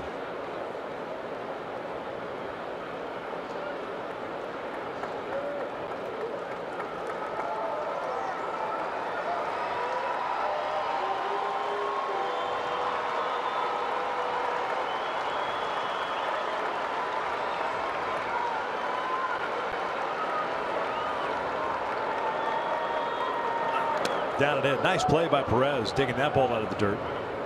2-2.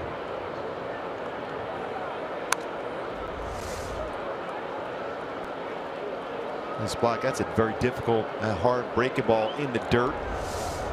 Quick hands by Roberto Perez to allow that baseball to get by him and allow Ben Revere to get the third.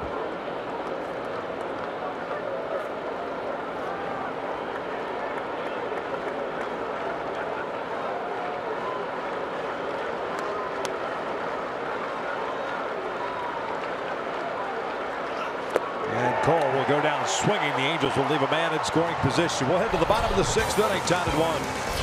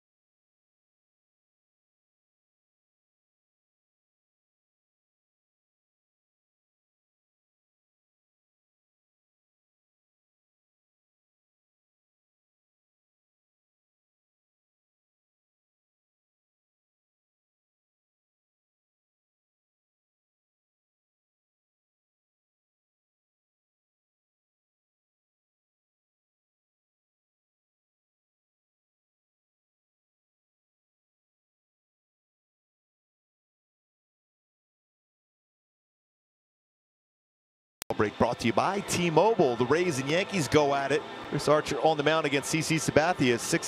6-18 the Rays are in the last 24 versus the Yanks. D-backs have been struggling of late.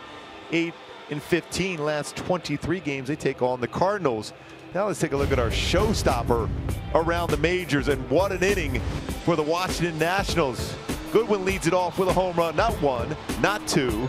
Bryce Harper has 2 home runs in the game. Not 3. Not 4, but 5 home runs in that third inning for the Washington Nationals. Ties a major league record with 5 home runs in an inning. Not bad. I guess their go-to song was Long Distance Runaround by Yes. That game's 15-1 in the 5th. Here it's a 1-1 tie, bottom of the 6th. 3, 4, and 5. Brantley, Encarnacion, and Ramirez against J.C. Ramirez. By the way, that ball that Harper hit almost hit the ground. That looked like Vlad Guerrero swinging the bat. Multi-homer game for Bryce. He's got 27 home runs now.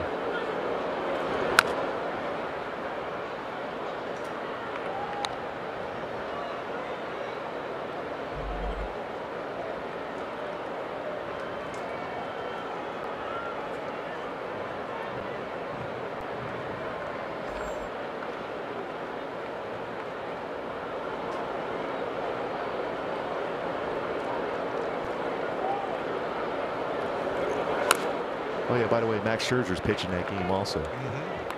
Racking up the punch outs.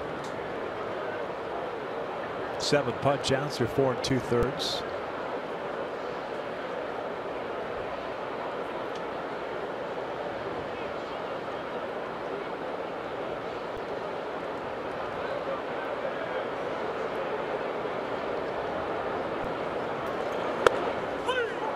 Down goes Brantley. Takes a called strike 3.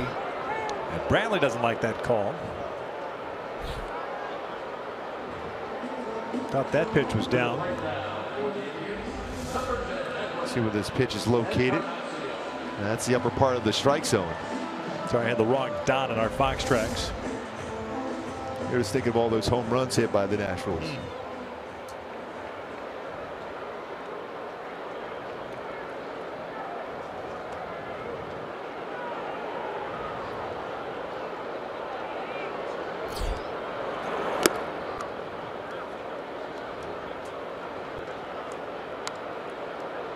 Encarnacion walked to the first and a fly ball to center in the 3rd.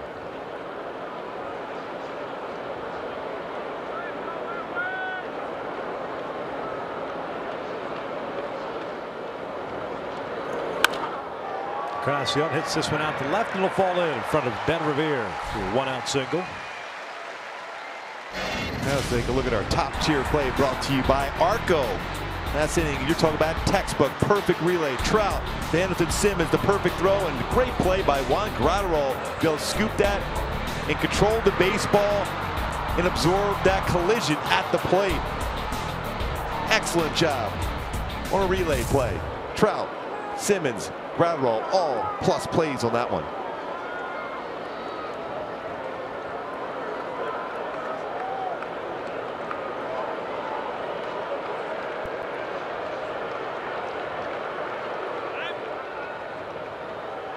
Gratterall and Ramirez to talk things over here. Jose Ramirez twice as grounded out to Cron at first base. 76 pitches thrown so far for JC, 20 of them back in the 2nd. Very economical 4th. Been pretty solid. Mentioned his numbers on the road this season. Very, very good.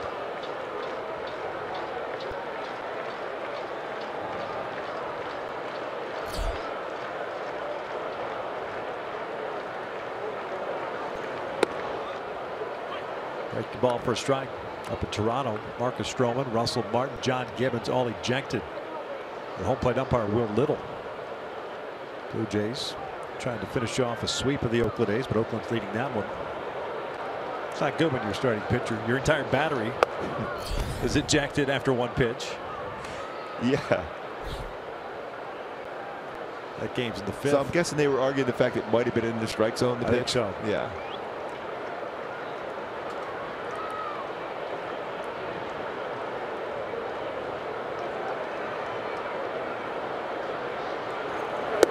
One and 2.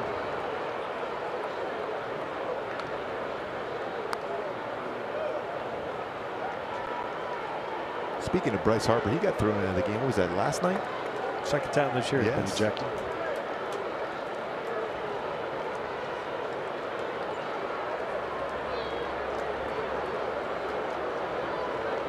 Not quite in August. Those heated days in August. They will catch up with you.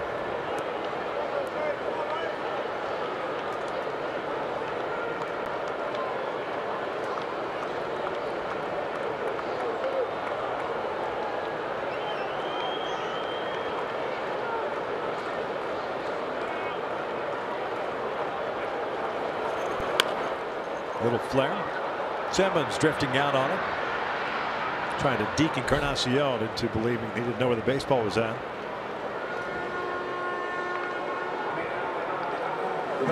Two outs. Santana coming to the plate. He's 1 for 2.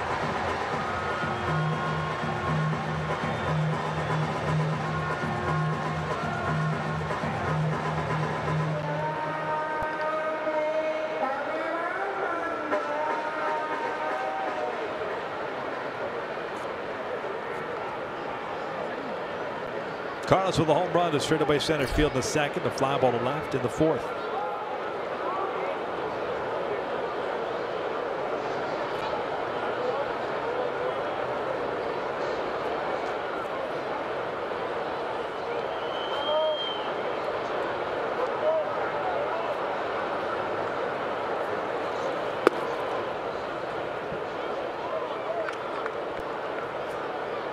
JC thought that pitch was a strike.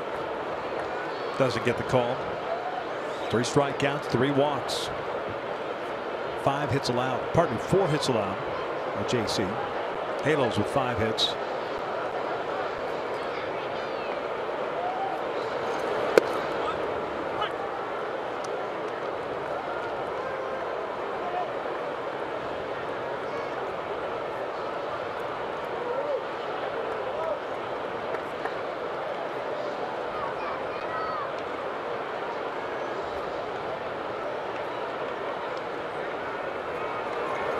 Bouncer right side. Crone's got it. Ramirez covering. And the 6th is in the books. We're off to the 7th. It's a 1-1 game.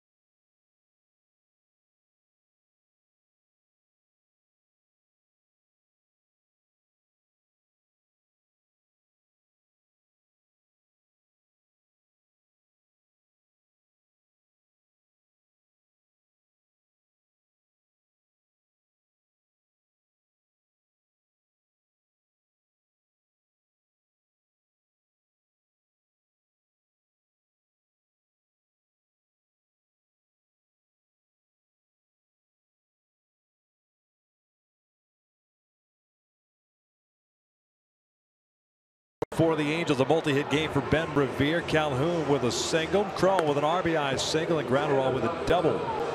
The Angels and Indians tied at 1 as we start the 7th. Halos hit a couple of opportunities in the 5th with 2 outs, and also in the 6th with 1 out, but even 3 in scoring position. 1-1. Trevor Bauer so far 4 strikeouts, 1 walk. He's given up 5 hits. It'll be Andrelton Simmons to lead things off. Andrelton grounded into a double play in the 2nd and grounded out the 3rd in the 5th inning.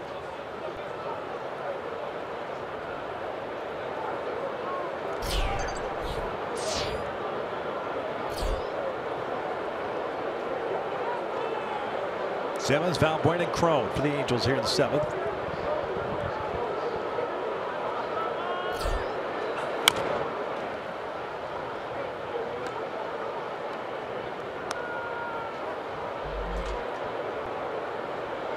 Bauer's thrown him a couple of really good slow breaking balls. It's got Hamilton Simmons out in front, ground balls to third twice.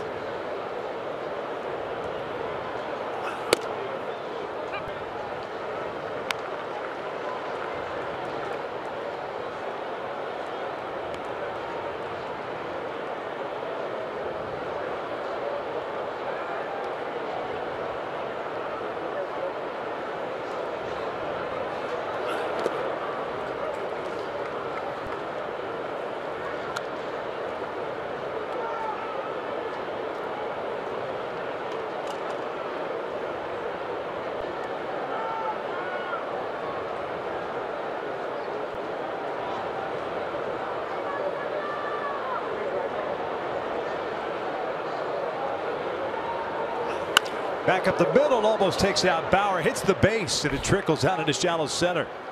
So Simmons on board with a leadoff single. Stayed back on that all-speed pitch well and lined it right back up the middle, very similar to the swing that C.J. Cron had against Bauer on a breaking ball, back up the middle.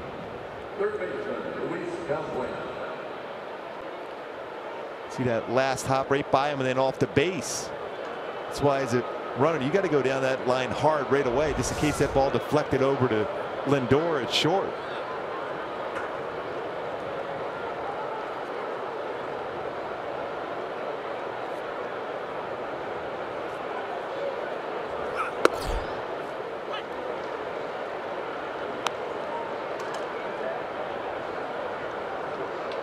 Valbuena struck out in the second, popped out of the fifth.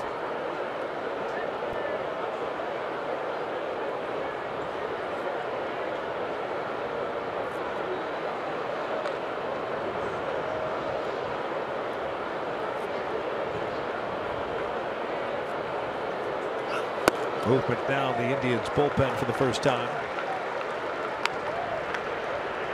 Bauer at 98 pitches. Zach McAllister first man up. Overall, Terry Francona has to feel real comfortable with what he has saw from Trevor Bauer today, considering his numbers in the month of July coming into this game.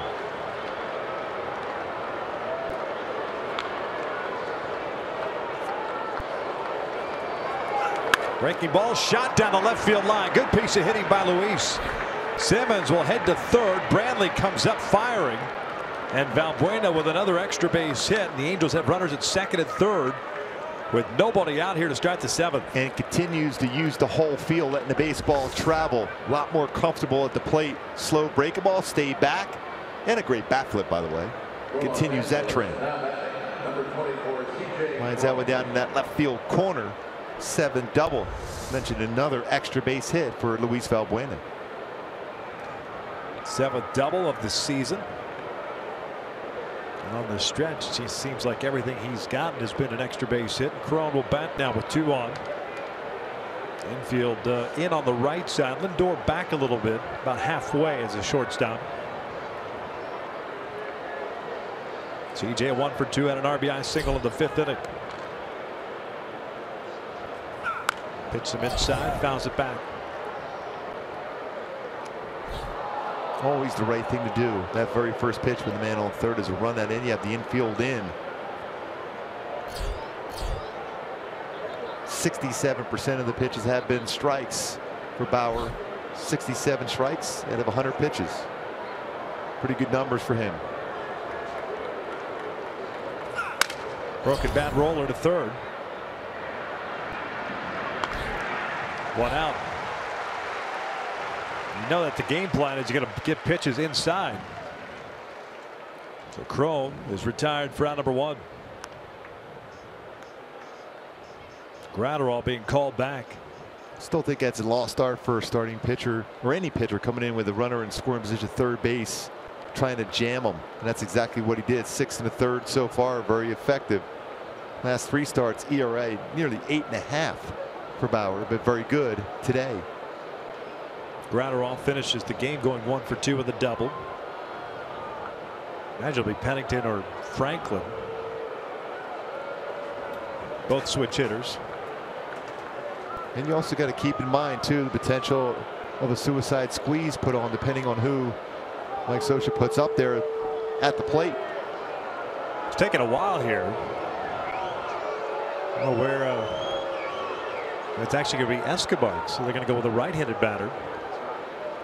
Now take that out of the equation, that suicide squeeze being put on with Escobar. For Los Angeles, batting for Randall is number 0. When Trevor Bauer was not real happy about the length of time before Escobar came to the plate. I don't blame him. Yeah, especially after you made 2 really good pitches to C.J. Cron. I imagine this pitch will be inside, maybe off the plate in.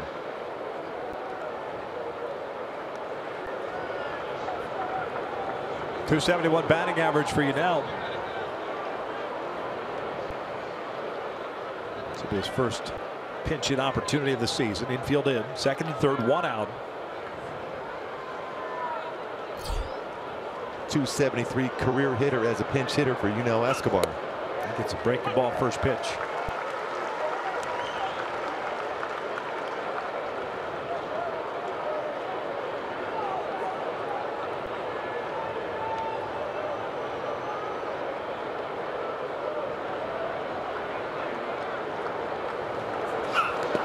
Overthrown breaking ball. Nice play by Perez. Did not go. They asked for the appeal. 1-1. That's not an easy pitch to block. No. The spin on a curveball in the dirt, even when it hits your body, it can spin away from you, because that difference between a fastball and a breaking ball, the rotation, the spin factor. Perez, perfect technique.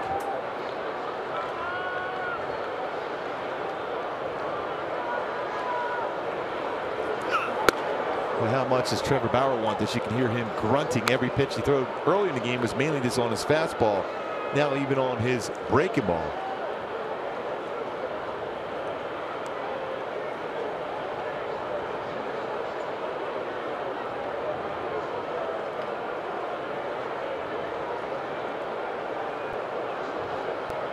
Two-on pitch. Foul at the plate. It's 4 straight breaking balls.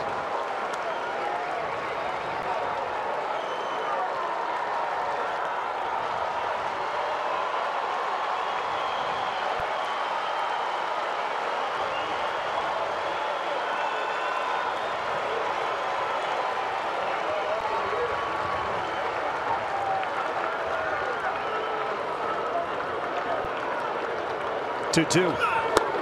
Escobar goes down swinging, 2 outs.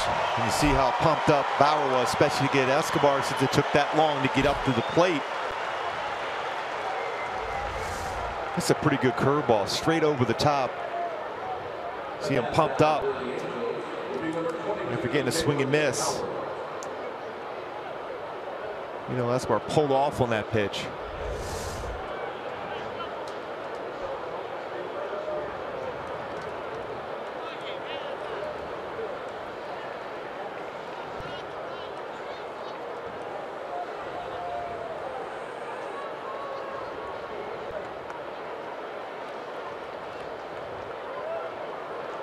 See if this theme continues. With Trevor Bauer struggling with 2 outs with runners in scoring position. It came into play back in the 5th inning.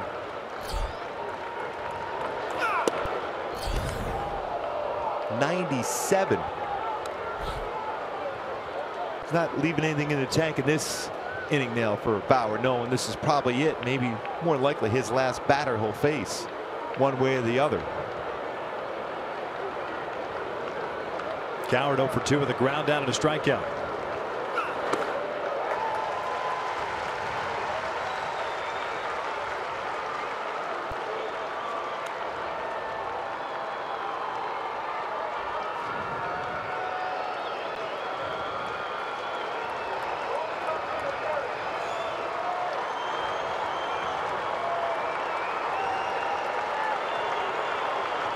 Halos 1 for 6 with men in scoring position today.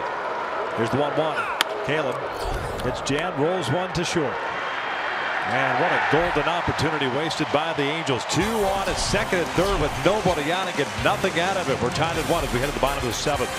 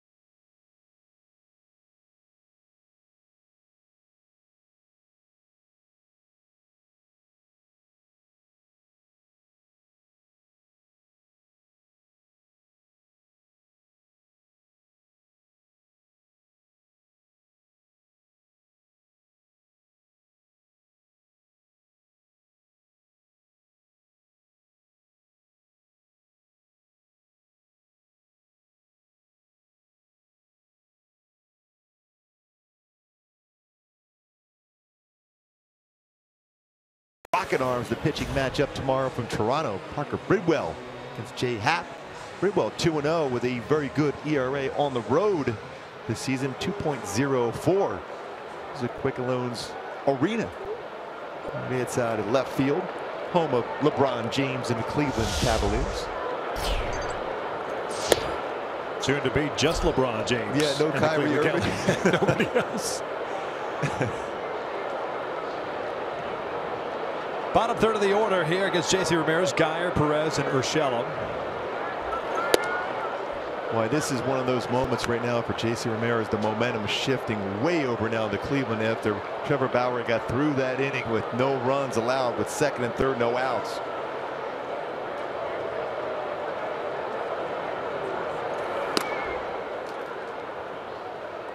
Two-one count. Geyer getting the start out in right field. Base hit back to the second. A ground ball in the fourth.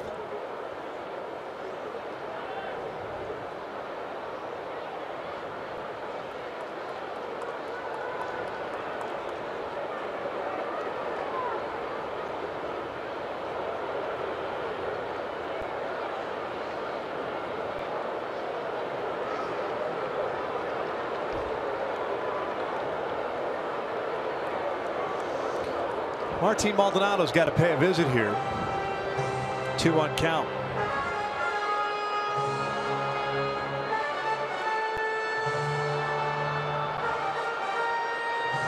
And catchers love their meetings, don't they?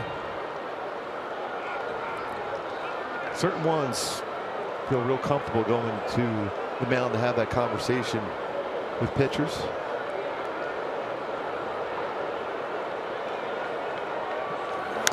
One thing about Gradwell, I mean, and Maldonado, they're really comfortable with their pitching staff, and the pitchers have total trust in what they're coming out to say to them, though. So much for the off day for Maldonado, by the way. It's mandatory for him to play every day. That's a pretty good slide, a pretty good take by Geyer.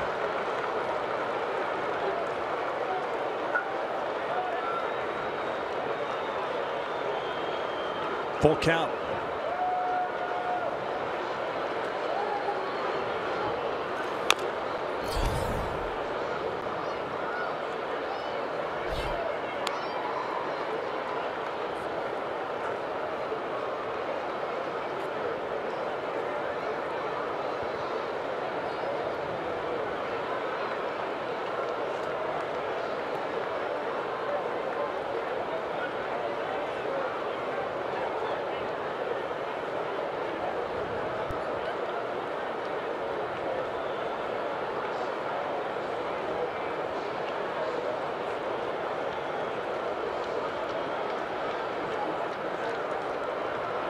Here's the payoff again.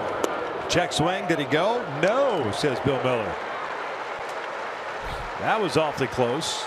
That's a leadoff walk instead. See if he went on this one. Yep. Across the plate.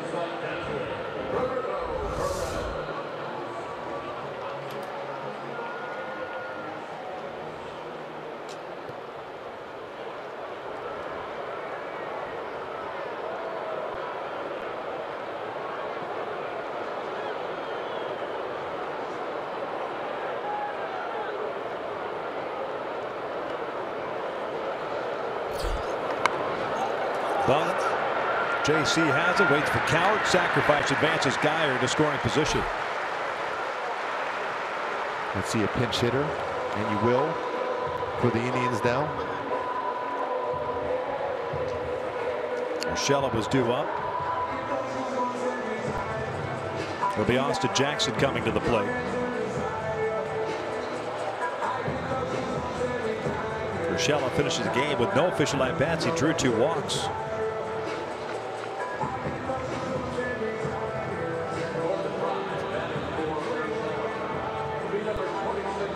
Jackson last night with a multi-hit game.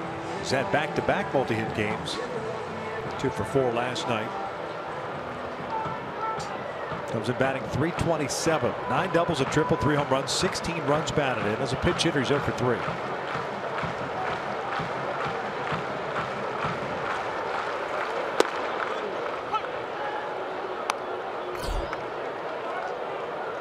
92 pitches for JC. Jackson a .217 career batting average, pinch hitting.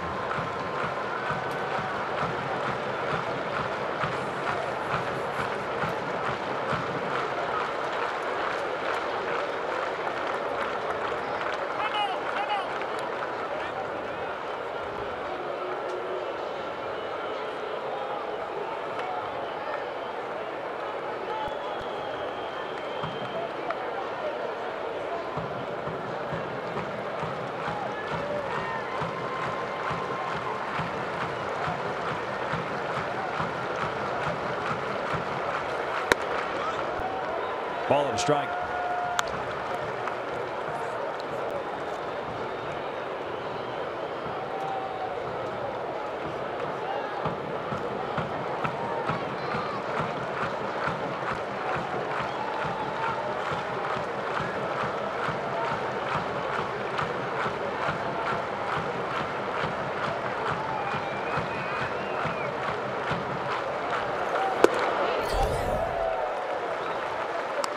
Two and one. That was real close to hitting. Jackson, that fastball running up and in.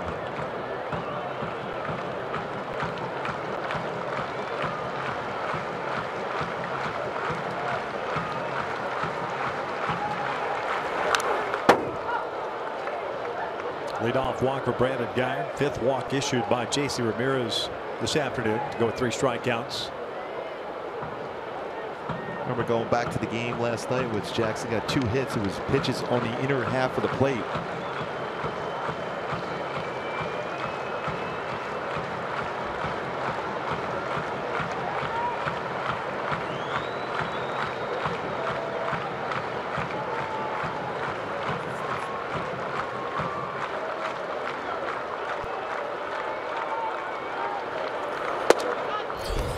Full count.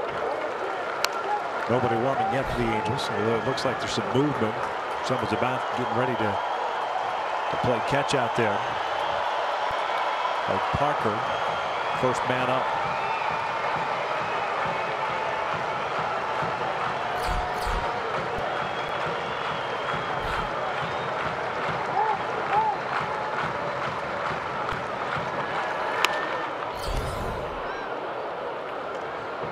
That pitch was well off the inside corner. It still almost hit that one right down the line. You would think he's set up for a hard slider away now.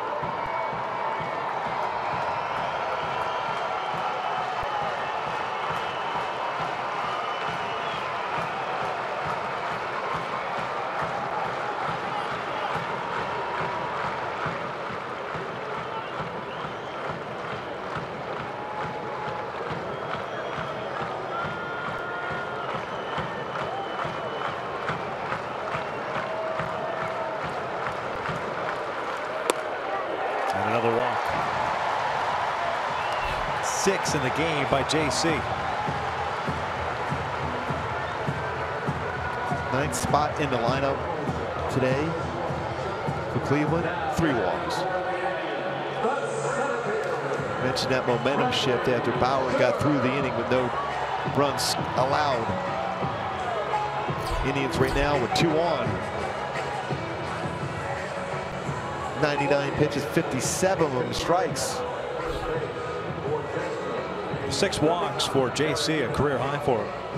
Previous high was 5, which he had 3 starts ago at Texas on July the 9th.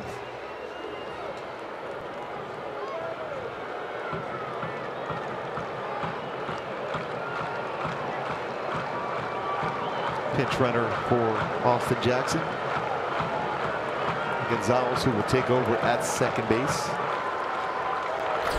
More likely Ramirez moved from second to third.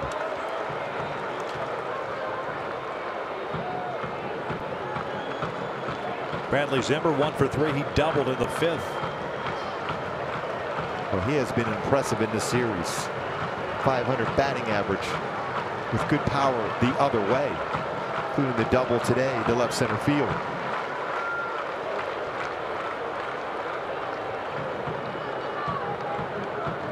I'm a little surprised that JC's still in here with Parker in the bullpen on 100 pitches and with the 6 walks. This part of the order coming up now, 4th time through the order. If command had been a little bit sharper, he's been able to work out of it. That being said, with the 6 walks, when he's needed to make a quality pitch or get a big out, he's been able to do that. And he's maintained his velocity on his fastball. He's still throwing 96, 97 in this inning.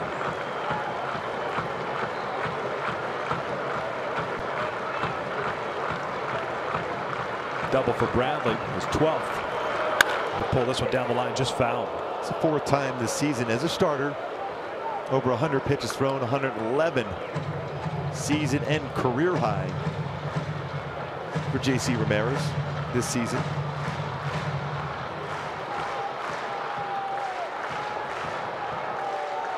And when you look at numbers coming into this game, a slider seems to be a better pitch than a curveball against Zimmer. In tight. 2 balls, 2 strikes. Still a lot on that fastball, 96.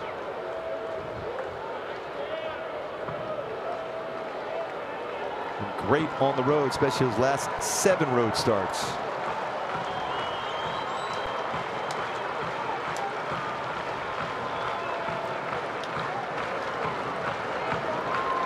Zimmer goes down, swing.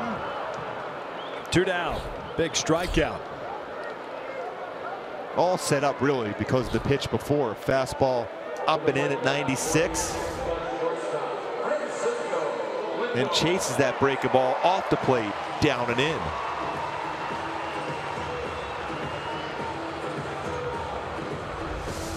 Nice block too by Martin Maldonado.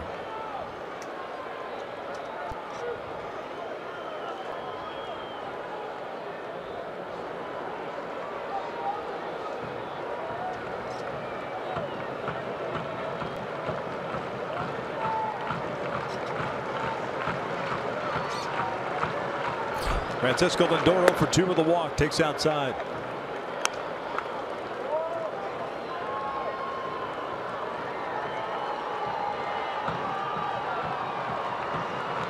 Well, he is struggling in this situation this season, not last year, but this season for Francisco Lindor. Still very dangerous at the plate. Has been hot lately, swinging the bat.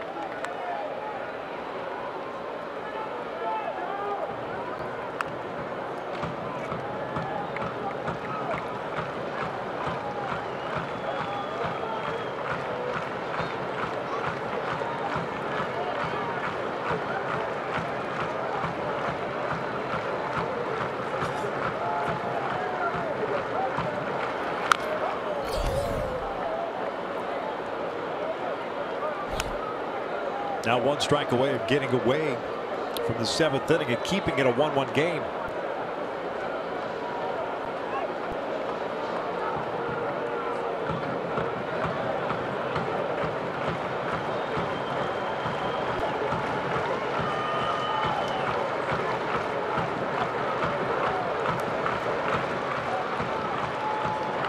There's the 1-2. And that is ripped to right field, a base hit.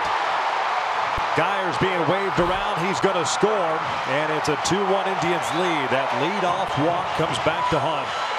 A 2-out single by Francisco Lindor gives him 48 runs batted in on the season. Yeah, that breaking ball a little bit too much of the plate. You could have almost bounced like he did to Zimmer the last at bat, but that drifted right in the lower part of the strike zone, but it got a lot of the plate.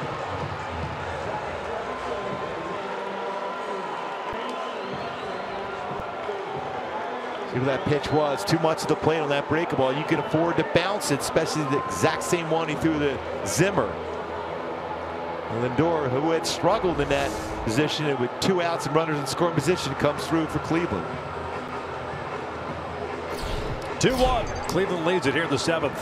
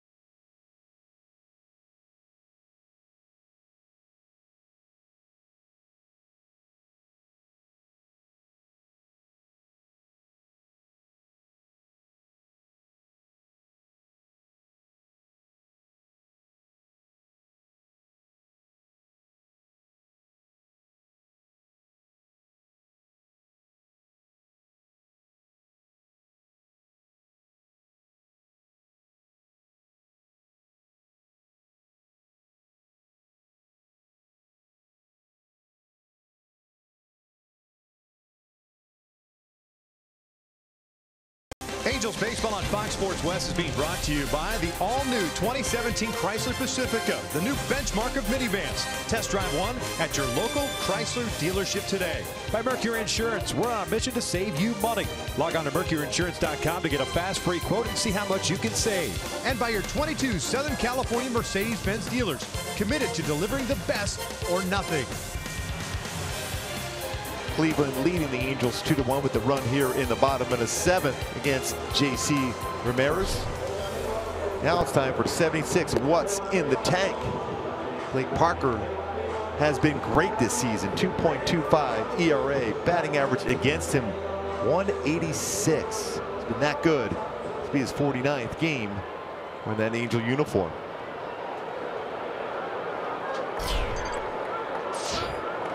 Blake Parker takes over on the mound. Runners at first and third. Parker to face Michael Brantley. Brantley 0 for 3. Struck out his last time up.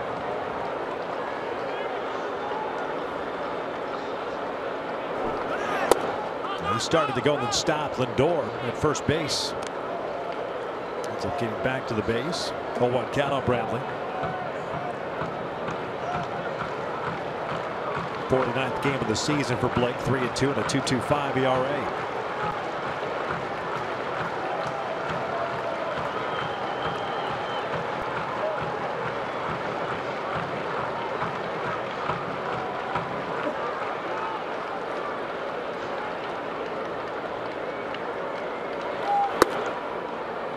Oh, 2. Still has been consistent with his velocity 93 to 95 for Blake Parker. A lot of times he'll throw his splitter now, so it's very important for Martin Maldonado to keep that splitter in front of him if it bounces on the dirt.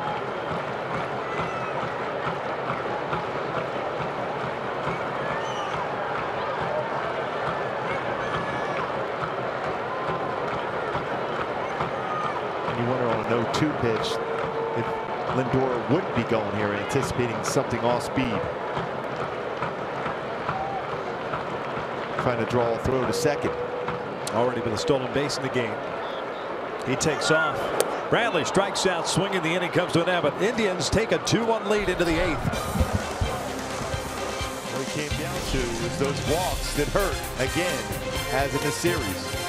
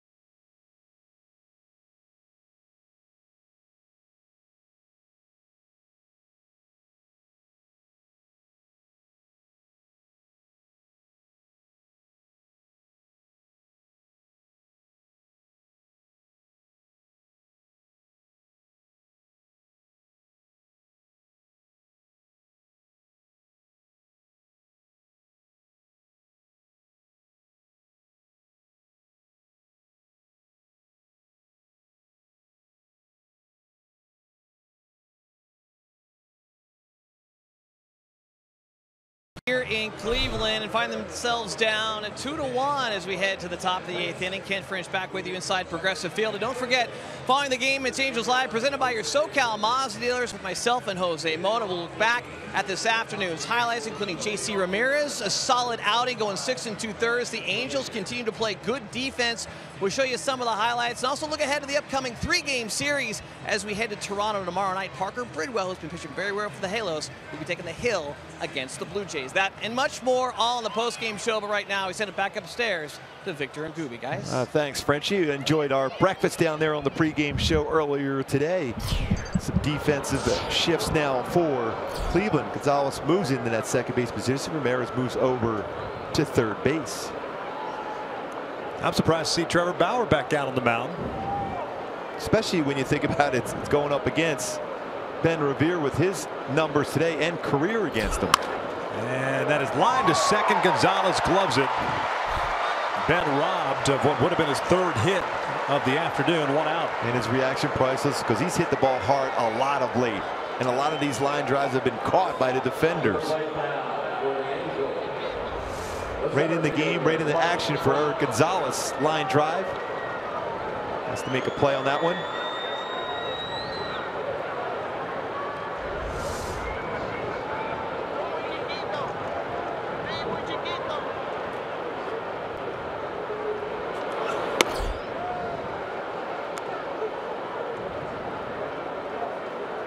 Got Trout looking twice in the game.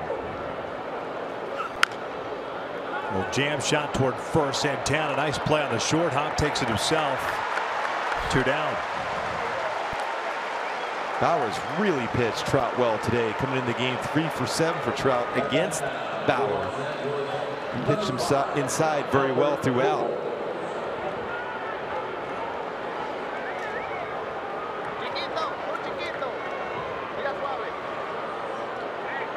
So 2 outs, nobody on, and Pujols at the plate.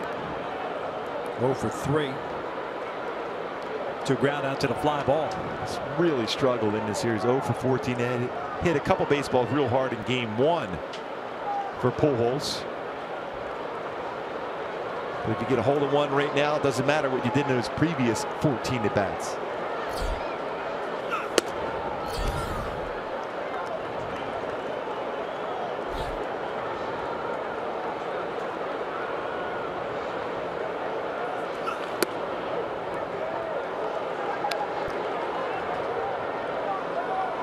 Albert to sit fastball lower part of the strike zone now on a 2-0 count.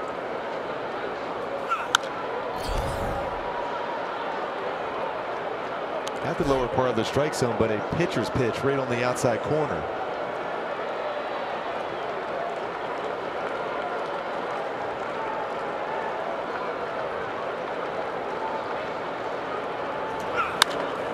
Popped up. Zimmer calling everybody off. Angels go down in order and very quickly here in the 8th. We'll head to the bottom of the 8th inning with Cleveland on top 2-1.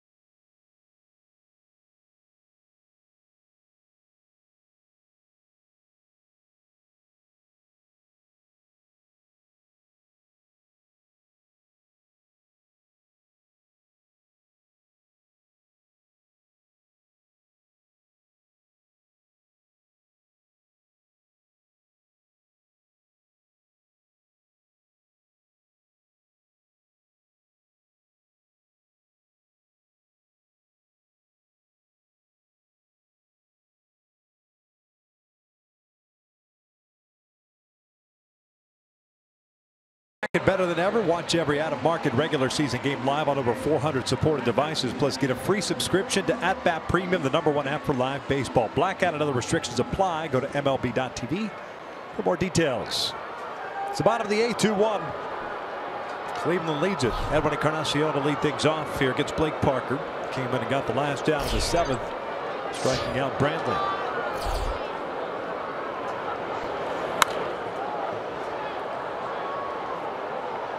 Doesn't do it often, as far as even if it's only for 1 out to finish off an inning, where Blake Parker goes back out for multiple innings.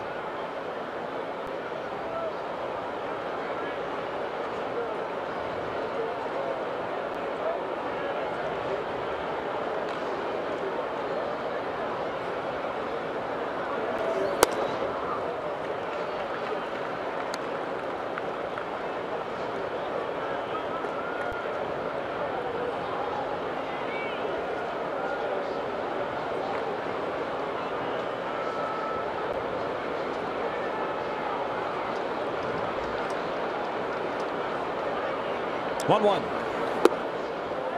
2 balls and a strike. Encarnacion, a walk and a single. He's also hit a fly ball to center. 1 for 2.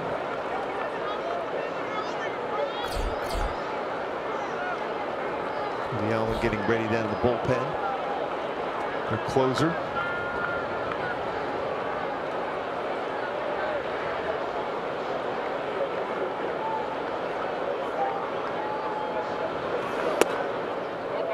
Two balls, 2 strikes.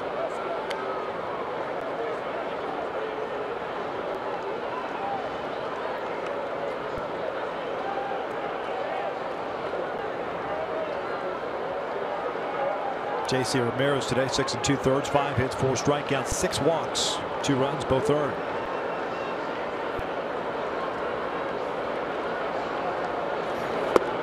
Bat goes flying as Encarnacion strikes out. 1 out.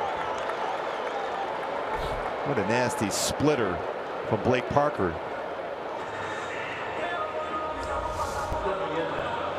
See how that baseball just tumbles down, starts around bell high, almost ends up in the dirt.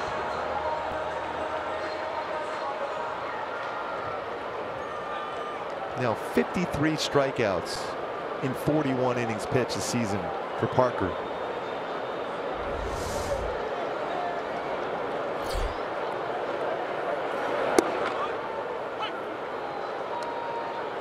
Ramirez hitless, 0 for 3.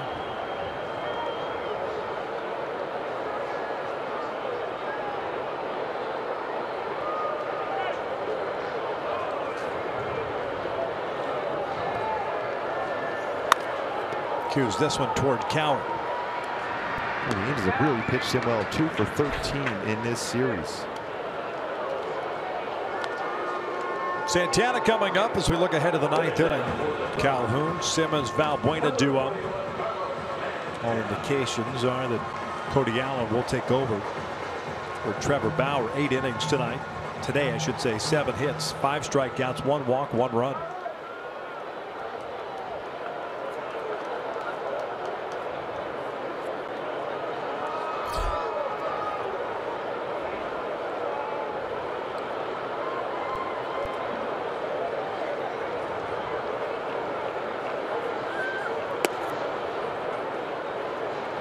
Santana homered in the 2nd inning, 13th of the year. He's gone 1 for 3 this afternoon.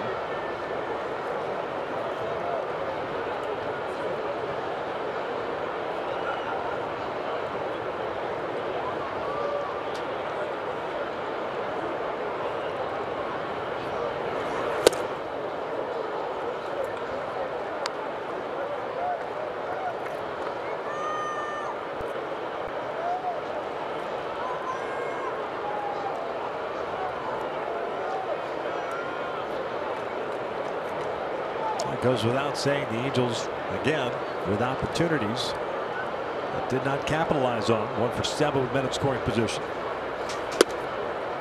Toughest one, of course, the 7th. Single by Simmons, double by Valbuena, putting runners at 2nd and 3rd with nobody out. Crone got jammed and grounded out. Escobar, the pinch hitter, struck out, and Coward grounded out to end the inning. Yeah, you got to get home at least one of those, if not both. They had 3 straight innings in which they had a man or men in scoring position, the 5th, 6th, and 7th.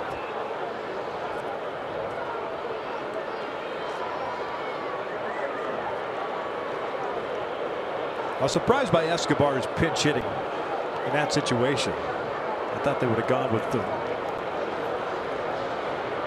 one of the switch hitters in Franklin or Pennington, maybe like you said, a safety squeeze or something like that. This one hit to the left side. Simmons to the backhand. Parker with a 1-2-3-8. We head to the 9th. Angels will have Calhoun to lead things off, down 2-1.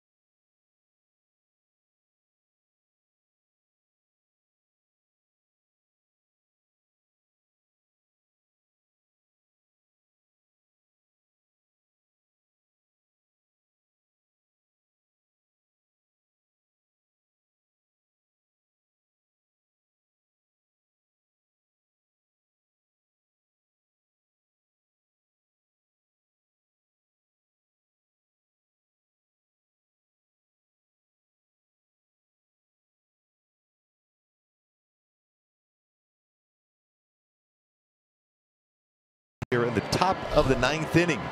Now it's time for the Land Rover above and beyond player of the game, and it goes back to the 7th inning for Trevor Bauer. 2nd and 3rd, no outs, runs a fastball in and jams C.J. Cron. Then a big breaking ball gets Escobar swinging, then eventually the ground ball is short.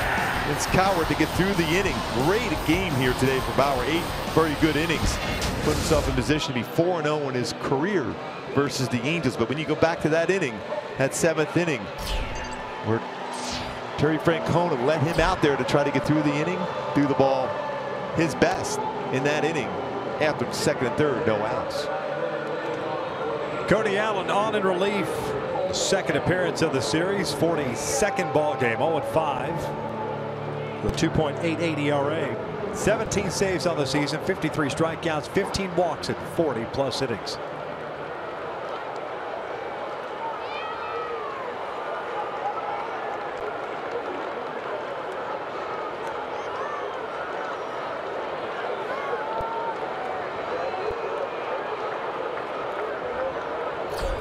Cole today with a walk, a single, and a ground down, 1 for 2.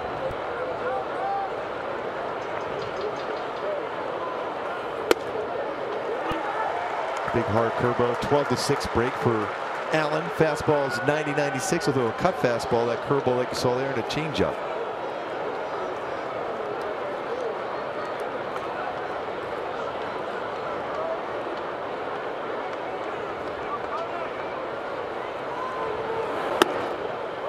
Ball and a strike.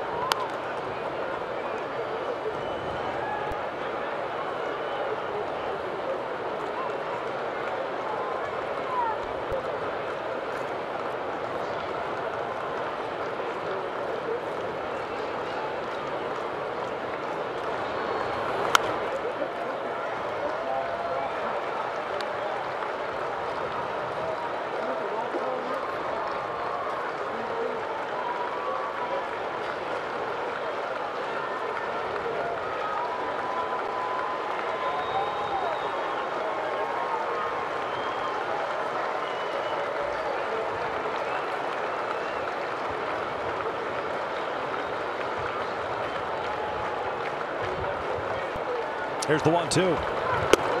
Called strike 3. Cole goes down looking for the first down.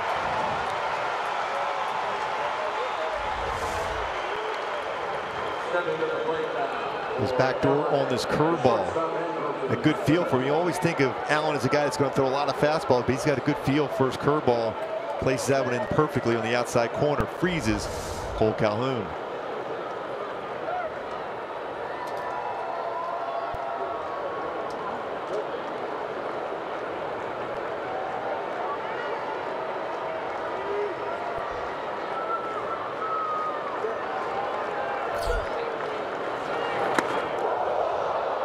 Up and in to Simba. 1-0 count. Backed up, Anderson Simmons generally looking away to drive the ball.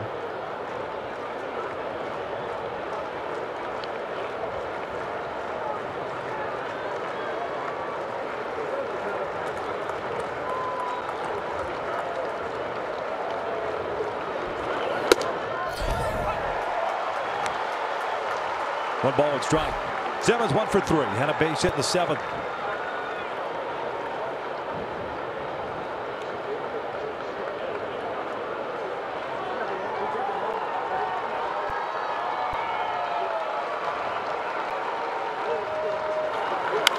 Hits this one out toward left field. Bradley drifting back onto the warning track, reaching back, will make the catch just shy of the wall. 2 down.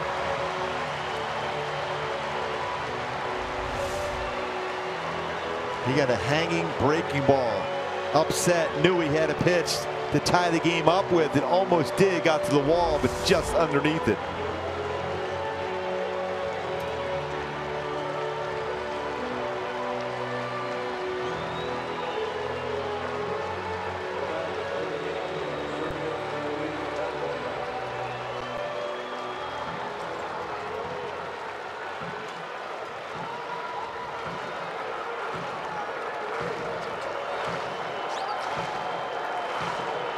Valbuena 1 for 3, doubled his last time up. A little over 28,000 in attendance this afternoon. Good crowd of the week, during the week, I should say.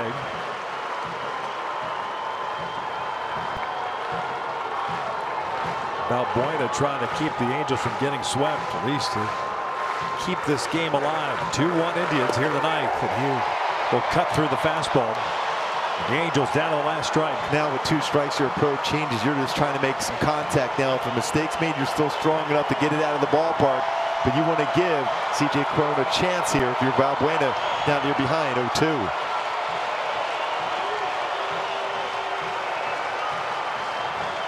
Oh, 2 on the way. Breaking ball misses. 1 ball, 2 strikes.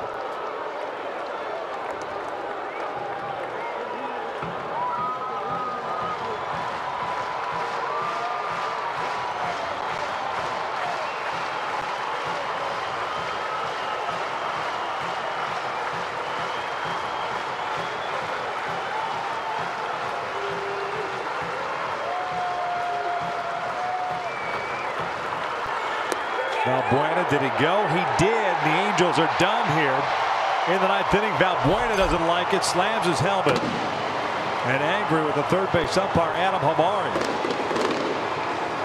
On the check swing, rings him up. 2-1 the final as the Angels get swept here in Cleveland. He crossed the plate on that one. Very sharp, quick slider. The breaking ball for Allen. Frustration, especially after a well-pitched game for J.C. Ramirez, but Allen picks up his 18th save. Trevor Bauer was excellent also. 9-8, big hit by Lindor. RBI single with runners in scoring position and 2 outs, something he has struggled with this season, but not that at bat.